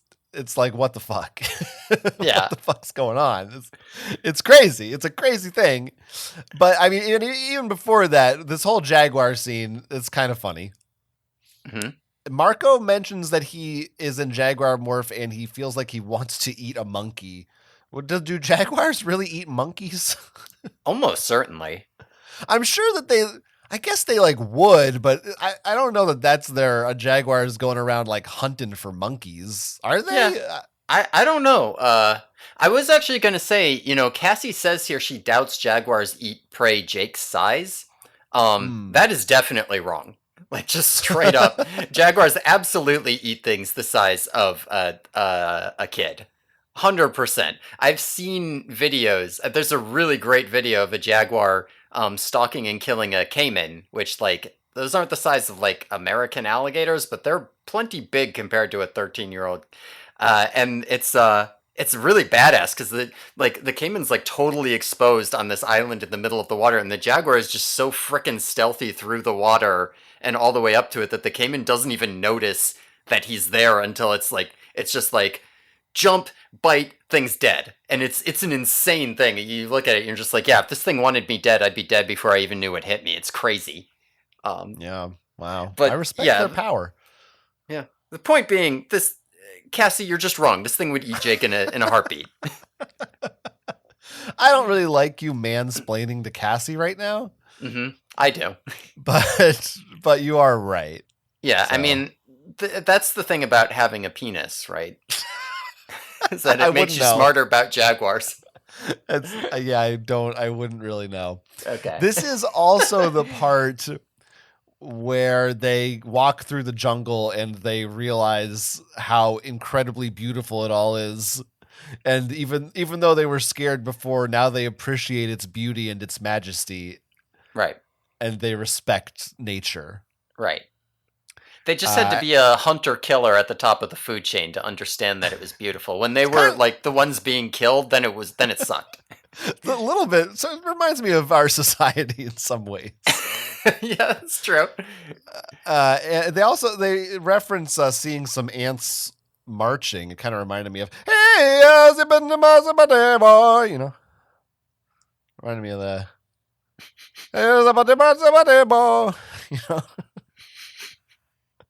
you know, the ants marching. I actually don't know what you're referring to. You know, I don't know what you're doing. it's a Dave Matthews Band song. D&D. Oh. It's their Okay. it's their biggest hit. It's called Ants Marching. Right. Okay. And I just am 40% sure that it sounds kind of like what I just did. Yeah. No, I see what you're doing. Yeah. Okay. It's got some like Yeah, I don't blame myself for not getting. I might be thinking of it. I might be doing a different song. I think that's what it sounds like. It's like kind of. Yeah, we'll just have another a supplementary podcast where you just sing songs and do impressions. I I think don't you see why had one that of those at can't one just be point. this. Yeah, That's true. I'll plug it later. It's long. Yeah, we're going long enough that we got to fill it with something. Yeah, we got to fill it with something. But anyway, right after that, yeah, this was. Now, I really think we were talking about the Jaguar. This is our first Jaguar morph. The cover of this book probably should have been a monkey. Yeah. Yeah, Well, they spend a lot. They do more things as monkeys. They spend more time as monkeys. Way more. Yeah. They're more pivotal to everything. Yeah, like they just don't do anything as a Jaguar. I don't know. Yeah. But I don't know. Were they like, oh, Jake just looks, we already have the model for him like hunching down like a cat. So just use that. Or they did some research and they're like, kids think predators are cooler. So yeah, we needed to do a tiger for Jake, but we haven't done it yet. So let's do the other big cat. I wonder how much of, if any, pressure there was from the publisher being like, horses are hot this month. You better put a horse in your next book. Or 3 books from now. Or like, hey, this monkey's not good enough. You need a section with a jaguar. And she had to be like, all right, fucking. And then they were jaguars for a minute. Clip that in there. Yeah, I don't know. It's it is just it all feels very. The jaguar doesn't matter. It's what's on the cover. It doesn't matter. They might as well not have gotten it. Oh well. But they get to the Yerk thing, and it's a trap. The Yerks moved the ships there because they knew the Andalites would know they needed the ships. So Visser 3 is there, and he morphs a Lurdathak, which is a creature from the Hork-Bajir homeworld. And minor teaser for you here, John. This is not the last Lurdathak we'll see. Oh, baby. Oh, yeah. Oh, yeah. So this is that thing I was describing earlier. It's like a giant tree with tentacles and a huge mouth, like vine monsters and all that. And it like grabs all the jaguars up and it eats everybody but Jake. Everybody but Jake gets swallowed by this monster. And, Polo shows up and he takes out some Hork-Bajir or whatever. But Jake turns into a monkey so he can swing through the vines, the vine tentacles, Visser 3 can't get him or whatever, and he's gonna like throw a poison spear from Polo in, but Visser 3 gets him and he like snaps his neck and Jake dies. Yep, that's what happens. That is what happens. So Jake dies here. Now, I think last time I was talking a bit about like vor and fetishes and stuff. Just last time? I mean, other times too, but like vor got brought up last time. And, in terms of like this is just a giant tentacle monster vor thing, right? Like this is just literally exactly what you would see on the internet, except with like girls instead of cats. And sometimes the girls are cats, actually. Kind of also reminded me of the tree from Evil Dead. Oh, yeah. Yeah. That's true, too. Yeah, which was pretty disturbing. Yeah, the Lurdathak. The Lerdathac. What I like about the alien names that she comes up with? Mm-hmm. They're not like, it doesn't feel like they're just some fucking Latin. Yeah. They genuinely sound like she's alien. She just put some words together. It also sounds like how the Hork-Bajir talk usually, Yeah. It's consistent with their way they speak in their language. Yeah. So. You want to know another great name for a Hork-Bajir monster, or you want to wait till we get introduced? Oh, I mean, go ahead. Let's hear All it. right. Well, we will also eventually meet the Jubba Jubba. Oh, I knew that one would excite you. oh, I love Jubba Jubba. Oh yeah. We will see some Jubba Jubba eventually. Jub Jub.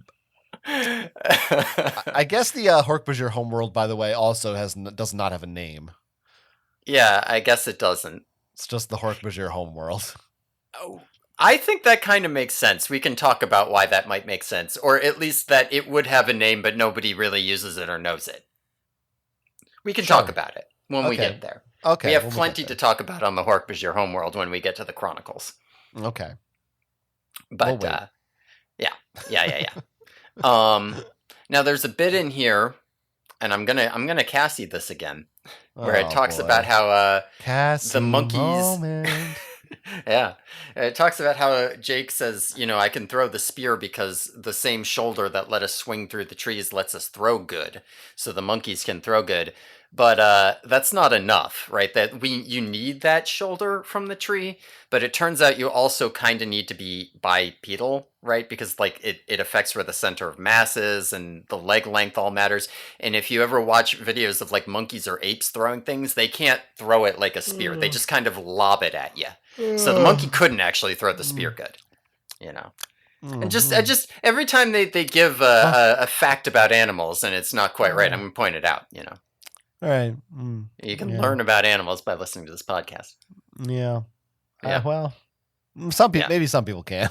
Yeah. I'm not gonna. Yeah. I'll just say Jubba Jubba again. That'll wake you right up. Oh, yay! Yeah. Woo! Fun now. Yeah, now we're having a good time. I don't know, unless there's anything else to say about the scene where basically this is the end, basically. Jake has died. So 8:19 we really left PM. people hanging on that one for a while, huh? Yeah. 8:19 p.m. Upon dying, Jake immediately snaps back to the other Jake where he was about to make that call at 8:19 about whether to go in. But this time he says, no, we're actually not going to go in. We're just going to go home and not steal that bug fighter after all. Screw it. So they just don't. None of it happens. The whole thing gets erased. They don't steal the bug fighter, and none of the plot of this book happened. And Jake is the only guy who remembers this because the other ones weren't real, and he can't morph the jaguar or the monkey anymore. So. So the explanation, I guess, is once the one Jake died, well, now there's still the other Jake, but there's only one Jake, so the paradox of the Sario rip is it's concluded, right? It's fine. The other ones weren't real, so they won't annihilate, and there's only one Jake, so it's fine. He's just this Jake. This is kind of where I have issues with this, because this sucks to me, right?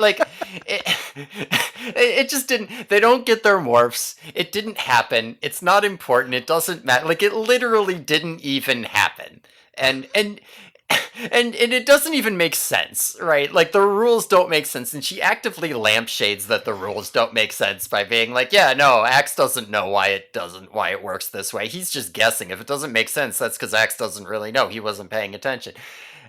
I have some issues. All right. So, well, and also we can just say that he talks to Axe about it at the end, and Axe. Oh yeah. Axe explains this stuff. So presumably Axe learns about this, but we don't. At least in this book, he doesn't tell anybody else what happened. Yeah, or maybe he does, or I don't even know. But he knows it happened. He doesn't remember it. Right, but it didn't happen. my first question, just logistically, why? And I there's probably you don't even know. No one knows the answer to this. Why was Jake the only one that was real? Like, was he the first one that went through it or something? And Yeah, that's I just have happened to be. no fucking clue. The weirder question to me is why were there all the fake people there? Right? Like, I would get it if you were like, because of the angle of the explosion and the force and the precise location, it only hit Jake. Sure, whatever. You can, it's fine. But like, what? So then why are, what are all the fake, what's the fake Visser 3 and the fake Axe and the fake Cassie and like, Huh. where did they come from? What is this? How does this relate to the Saria Rip effect? I don't, it doesn't make sense. Yeah, yeah, and I guess after this, like the Yerks just clean up the ship, and it's like it's fine. Nobody Yeah, really cares. they clean it Like, up and it's all good.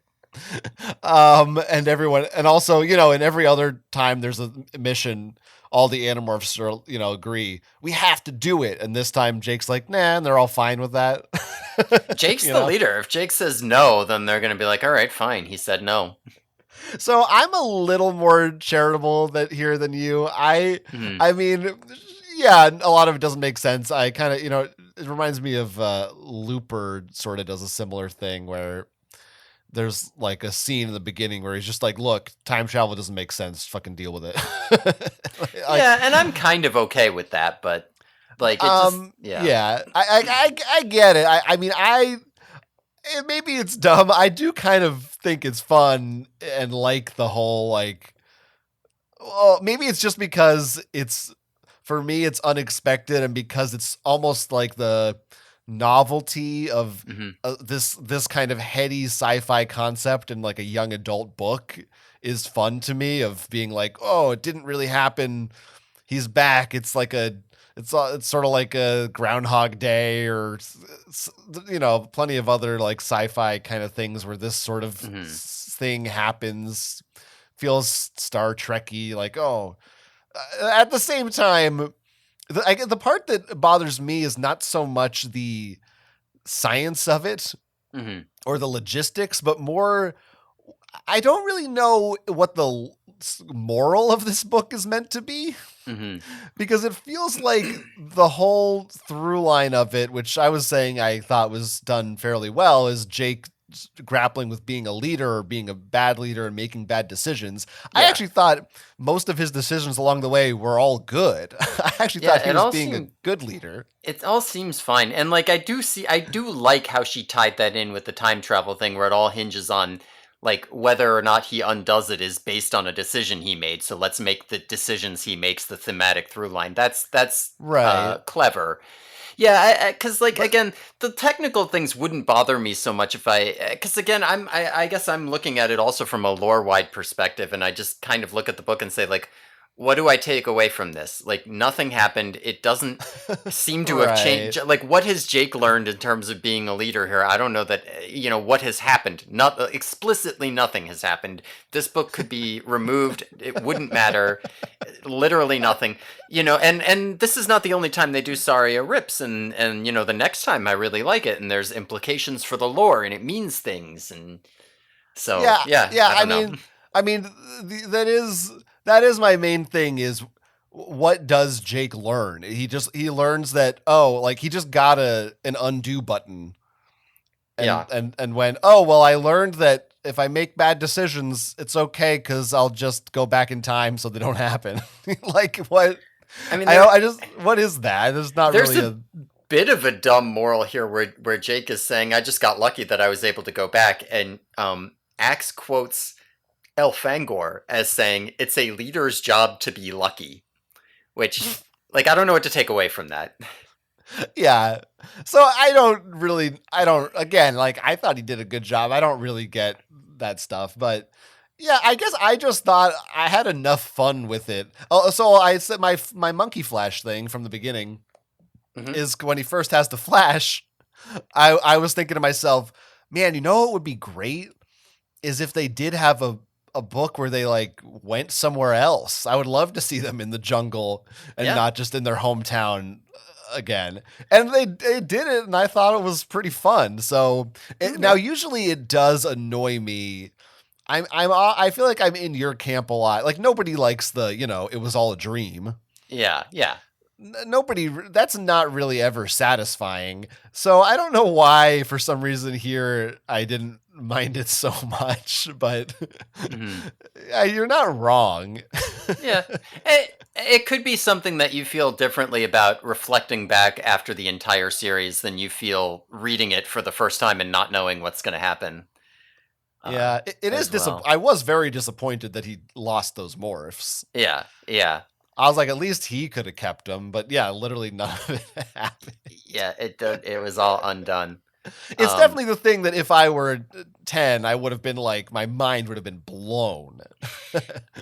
And also, I think I actually probably would have hated it more when I was 10, because I was always very like I really wanted canon to matter, and if there was ever mhm. something where like they disregarded a previous episode, that really bugged me as a kid. Yeah, I believe that 100, and I can relate to that Yeah. 100%. There's a Simpsons episode where there's a fight over the origin of Itchy and Scratchy over who owns the rights to Itchy and Scratchy. And at the end of the episode, it turns out that there's like another Bart and Lisa are trying to solve the problem, and like two other kids that are like Bert and Liza um save the day instead of who like look just like them. And it's this sort of meta joke that there's like just this other Bart and Lisa in the town. And then there's a joke at the end where they like give them menacing looks and just goes to credits. And it's clearly just a joke. As a kid, I was always like, is there a part 2 to that episode that I have never seen? Because like, when are Bert and Liza gonna come back? What Yeah. is going? I really like wanted that to be an ongoing story. Well, I'm glad we found the ongoing story for Juan and Terry here for you. Yeah. So Yeah. you didn't have that same problem with Animorphs. I'm glad to. But anyway, I for me this was definitely, I think, the best Jake book so far. I thought this was, and I Hmm. liked that it was. I thought it did a good job. It had a crazy sci-fi thing in it, Hmm. but it wasn't so crazy that it shatters the whole world. Yeah. Like last book, and it was still also just kind of a fun adventure, but it wasn't again also just another mission that was just kind of run of the mill. It felt it's kind of special. It felt dramatic and epic in a way. So Okay. Yeah, I mean, yeah, the I'm ending I definitely in a guess very can different undo camp it. from you on my opinion on it, but yeah. Yeah, that's interesting. Yeah, yeah, Yeah. And like some of it also might be the novelty again. Like I've seen more time travel shenanigans done in Animorphs. I've seen more they go to a location other than their town. So I am like it's impossible for me to not compare it to all of these other areas in the series as opposed to only the first 10 the way that you are. hmm So, sure. that could certainly be. Yeah. So I did actually want to bring up because I'm curious how you react to this. I saw this on the wiki. Apparently, so on the old fan site Anidbase, it said, I'm going to quote, Catherine Applegate admits that when she reached this book, she had a major crisis of confidence. She felt that she had lost control of the book and run out of ideas. Of course, that was anything but the case. At the time, though, KA thought, well, that's it for me. Wait, Which that is was before writing this or after? uh it says when she reached this book she had a crisis of confidence. So I'm assuming like she put this one out and she was like, I don't know what I'm doing with this book. I have no idea. I guess this is it for me. I threw this one out and that's probably the end of it. Well, I don't honestly. Half of most of the books that we've read, I've been like, I go into it thinking, I don't know, like what can you do? Like they're gonna find another Yerk pool and fight as a gorilla, and I'm always like, how the fuck did she pull this one out of her ass? Like, Yeah, where the fuck did this come from? she could have been comparing this and just been like, all I got is weird time travel and like duplicate pairs annihilating, and also they're in the jungle. That's I don't have any more chi or Elamists or Right. weird eyeball on a mountain. I don't have any more of that stuff left to throw at you. Yeah, it feels like she really just like she front loaded this thing. Like she's just put it feels like this is, you know, when the band puts out their first album and it's everything they've had inside of them for 20 years, and then album number 2 is like, I don't know, we said it all already. It's like she maybe could have spread some of these events out more. Well, she has more in her for sure. But yeah, it does. Like they said, it might. I don't remember if it was her or Michael Grant, but one of them did say like that's the great thing about the episodic format of the books, the fact that they don't have to have an overarching thing. If I have an idea like the chi, it's going in. It's going in right when I get it. I don't have to write this whole build up. That's just the book I'm writing. And if it's garbage, it's garbage. Whatever. We'll do another one next time. Yeah, I guess so. Want to do pop culture references? Yeah, let's do some pop culture. Okay, Xena Warrior Princess. Safeway. Already, I want to say we bypassed. I don't know that this is a pop culture reference, but it is of the time. They reference a CD player. Yeah, so this is where, I mean, we've kind of touched on this before, where sometimes like we'll say VCR or something. Yeah, there's the VCR in here too. There were some things where I've reached a point I'm like, does this really count as it's just like a thing, you know? I mean, I guess I'm thinking of the pop culture references as sort of placing you in a time. So some of those, I don't know. I guess, but are we gonna it gets to the point where you're like, oh, like you know, if they mention a Band-Aid, do we count that because that's a trademark technically? Like, I don't know, where do we draw the line? Yeah, I don't know. That's hard to call. I just was thinking of those because I was like, yeah, I want to Xena Warrior Princess. That is of the '90s, so it makes me think of the '90s. So, but you know, so like a VCR and a CD player also bring me. I don't know. Well, whatever. Yeah. I'll let you can continue. Did you say Clueless too? No, I missed that. They mentioned Clueless? Yeah, they mentioned Clueless right next to Xena Warrior Princess. They're like, you think Rachel's like from Clueless, but she's actually Xena. Oh, maybe I read it too fast and I just thought they were saying she's clueless. Oh, that's fun. I like that. I thought they've mentioned CDs before, though. It's not like the first CD. I don't think so, no. No. Jake's dad is in a lazy boy. Mm-hmm. And he, of course, orders the fight at their house for $40 on pay-per-view. Remember that? I do remember that. Yeah. When they turn into flies, Marco hopes no one has a can of Raid. Yep. They compare Fly Vision to being like some disturbed kid got loose with a Crayola box. Did you see recent... Also reminds me of Dark Tower. Go on. Oh, yeah. I was thinking there was a recent news article where some like old-ass statue in Britain or somewhere got defaced with crayon because they gave a bunch of crayons to some kids in the area and one of them drew all over it. So I just want to... I got to stop for a second and because I know where you're from and just the way that you say that word. Oh, sure. Just say it again. What, crayon? Yeah. Yeah, that bothers you? Oh, no, it's more, I mean, it does a little bit. I just think it's funny. Okay. That's good. Do you say Crowla? Crowla? Yeah, right. Yeah, Crowla. Crowla. Yeah. That's how I pronounce it. We can move on. Now, the Star Trek reference I alluded to earlier, phasers on full power, Marco says, in, quote, a Captain Picard English accent. Mm-hmm. Arm photon torpedoes. If the Borg want to fight, we'll give them one. Make it so. I mean, really just the full list of stuff references go in there. Now, I'm not enough of a Trekkie head, but to say for sure, doesn't this sound more accurate to like how you would actually reference Star Trek than like thanks Darth or the 100%.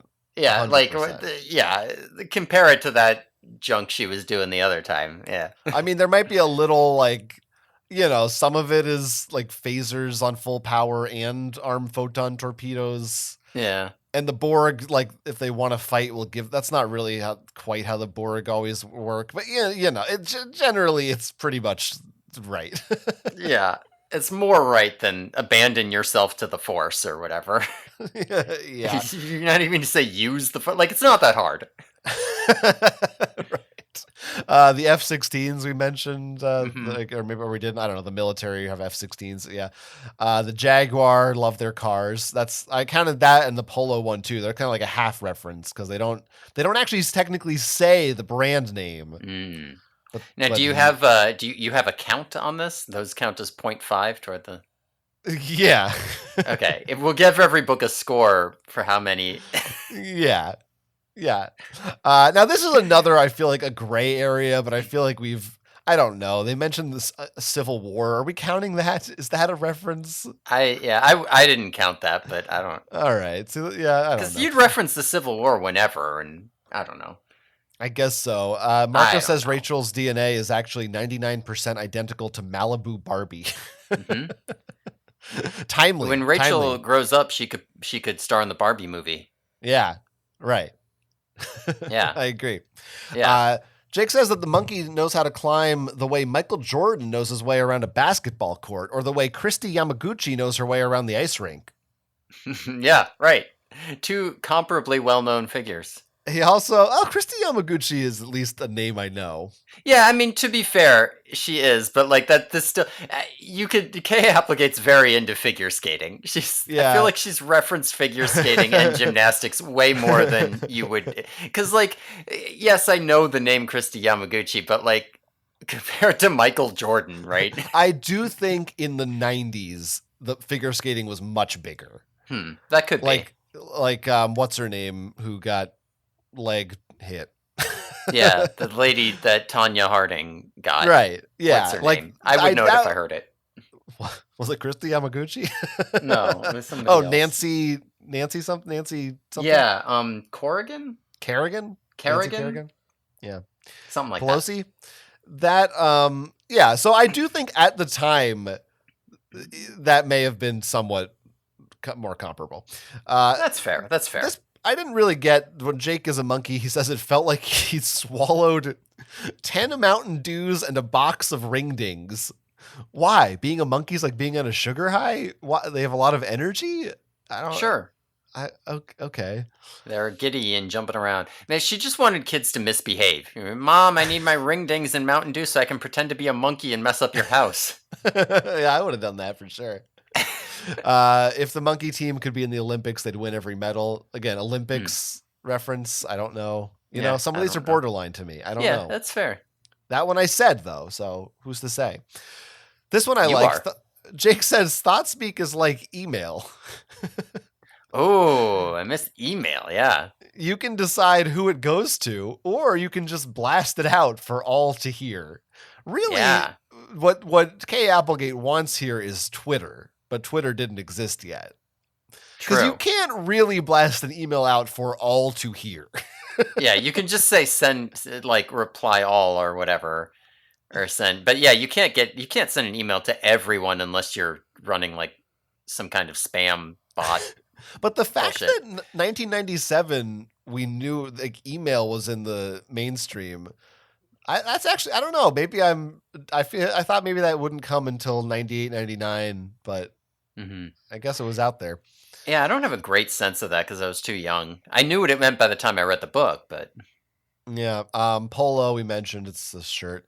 They reference Poltergeist, that old movie. Don't you remember the little munchkin lady saying "Go into the light, go into the light"? Yeah. So we don't need to revise that one to add that old movie. We're already acknowledging that it's old. And then also he says, "Oh, maybe it was just a big bright afterlife McDonald's." Yeah. Could have been. Marco's pretty funny. He's very funny. The last one I have is just the old Texans or have eyes like red jello. Yeah. I also had Jake said the Lurdathak looked like Medusa. I don't know if that... Oh. Medusa's not real, right? That's a reference. Medusa, yeah, I don't think she's real. Yeah. That counts. That's one of those, Yeah, sure. that Why not? that counts. Well, I think this is our first book that we've done where we really had a big difference of opinion. Yeah, I think that's true. I mean, I think you liked the skunk book more than me. I mean, yeah, I certainly did like the skunk book more than you.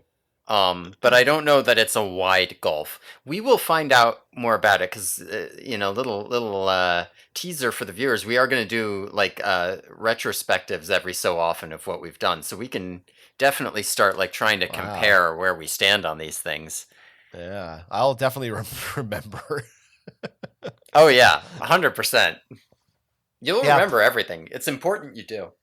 Well, what I'd love is if listeners were to give us their thoughts and questions and comments and tell us what we're wrong about, what we're right about. Oh, sorry. I just barfed a little bit. And you can do that by emailing us, the yerkyboys@gmail.com.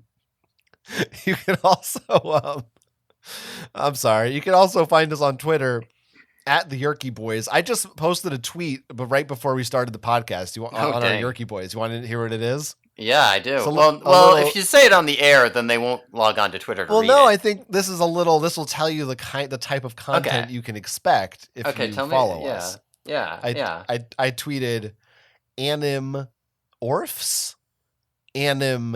A coincidence. That's pretty good. That's clever. It's a good insight. So with 3 question marks. If you need that kind of insight in your life, swear to go. The Yerky Boys at twitter.com. Yeah, that's it's actually at the Yerky Boys on Twitter. Well, I read it like an email address, so yeah, you did.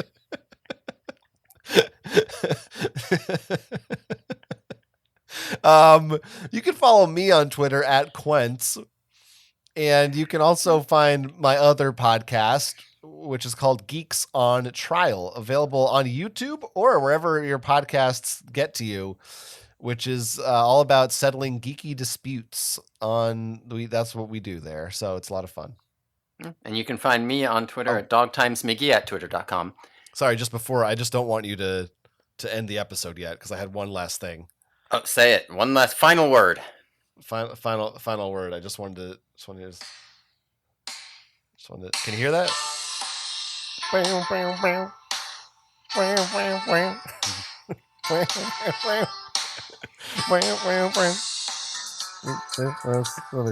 builds.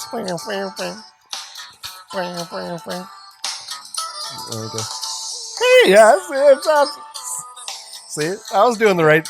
He's out there, drops impossible. So. Well, like I said, I don't blame myself for not realizing what you were doing until you explained it. It was the right song. I was doing it. I did it. I know what you were doing. I just had to verify for everybody. Okay. Thanks, everyone, for listening to that. Tune in next time when we'll be discussing Book 12, The Reaction, in which Rachel turns into a crocodile on the Yerky Boys.